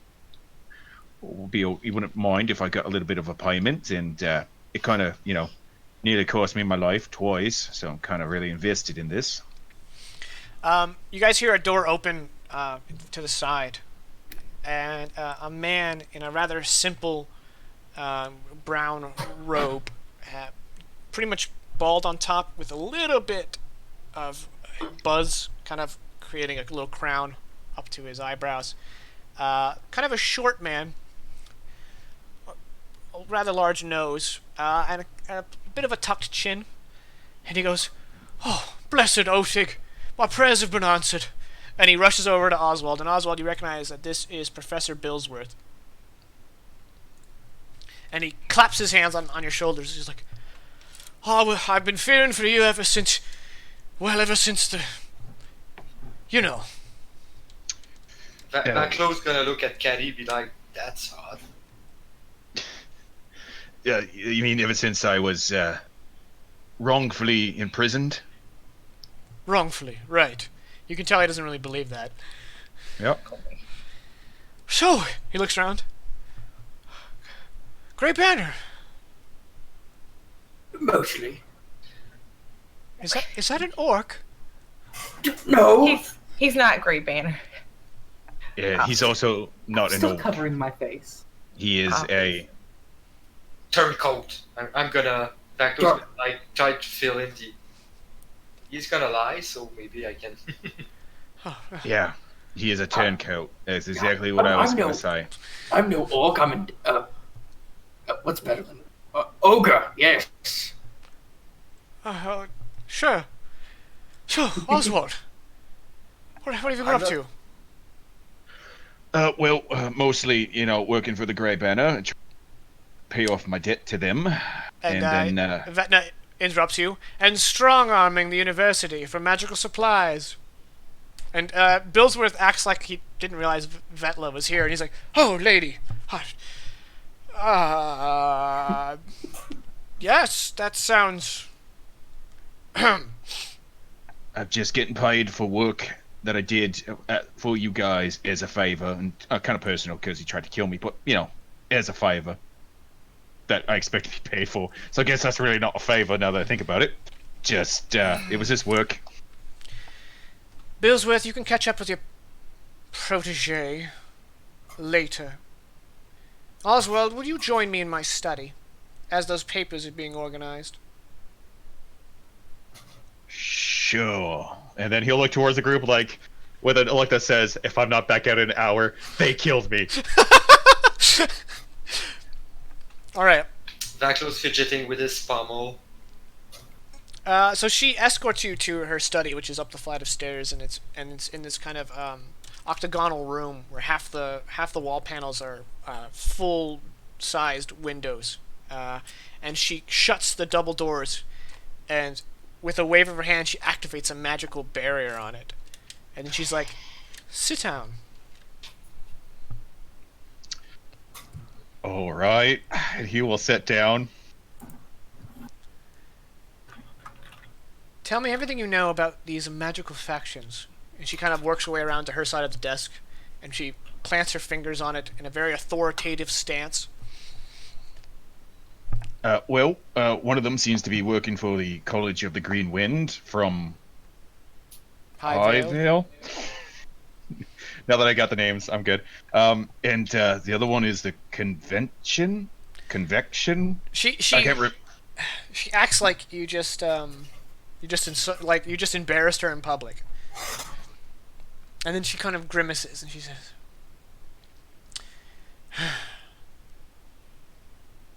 "Well,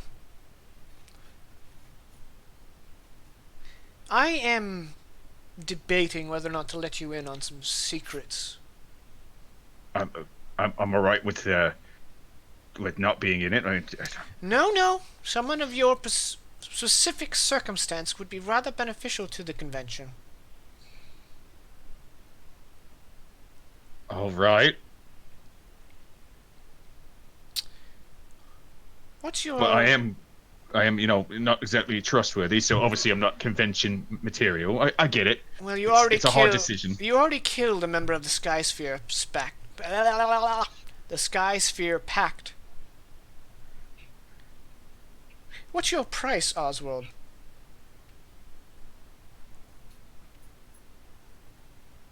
Well, at this point, I just need more magical inks and papers to transcribe some more spells. So, I mean, or if I could somehow get my debts free from the Grey Banner and all the, Knights of Farah, that would be really nice. But mostly the magical inks and paper would definitely do. I could make more spells, and then I could help fight this Sky Sphere Pact, I guess. She reaches out and she places the sending stone in front of you on the desk. And she pulls her hand back and she says, I could make all of that happen. And what I would need from you is to kill a few more mages for me. And that is where we're going to end tonight's session. I wish Vaklo had been there to hear that. What would Vaklo do? Think about that. Kill her. All right. So I hope everybody had a good time. It's really nice having a full group here 2 weeks in a row. Unprecedented. Unheard of. Well done, people. We did it. Everybody, rest in peace, September. We'll see y'all next week. We on are the 7th. awake now because September has ended. Wake me up when. We need a week of mourning. God damn. Vaklo, we are on the same. I have so few cultural references, and you steal them from me. No, it just means we really we're drift On compatible. the same page. We're drift compatible. Okay. How serendipitous. Should I be worried? No, like Pacific Rim, we could fight a big robot. Oh, that's okay. I was, yeah. But don't forget enjoy the to movies. wait I should have until you use your sword, even though it would have been useful 20 minutes ago. But just wait. Yeah, no, because we have to make a really cool fight scene where we punch things for a while. Right, yeah. So yeah, Jaken's gonna have to give us a kaiju. Oh, God. I mean, there is this thing in the monster manual. Yeah. That basically is a kaiju. I'm taking down notes. All right. So we'll be back next week to see how this goes out, and then we're going to have a lot of stuff to do in Zenirov, so it should be fun. And yeah, so stick around. We'll be back on the 7th. Hope everybody had a good time. And this has been Dire Roll Fire and Blade. Good night. Have a good week. Bye.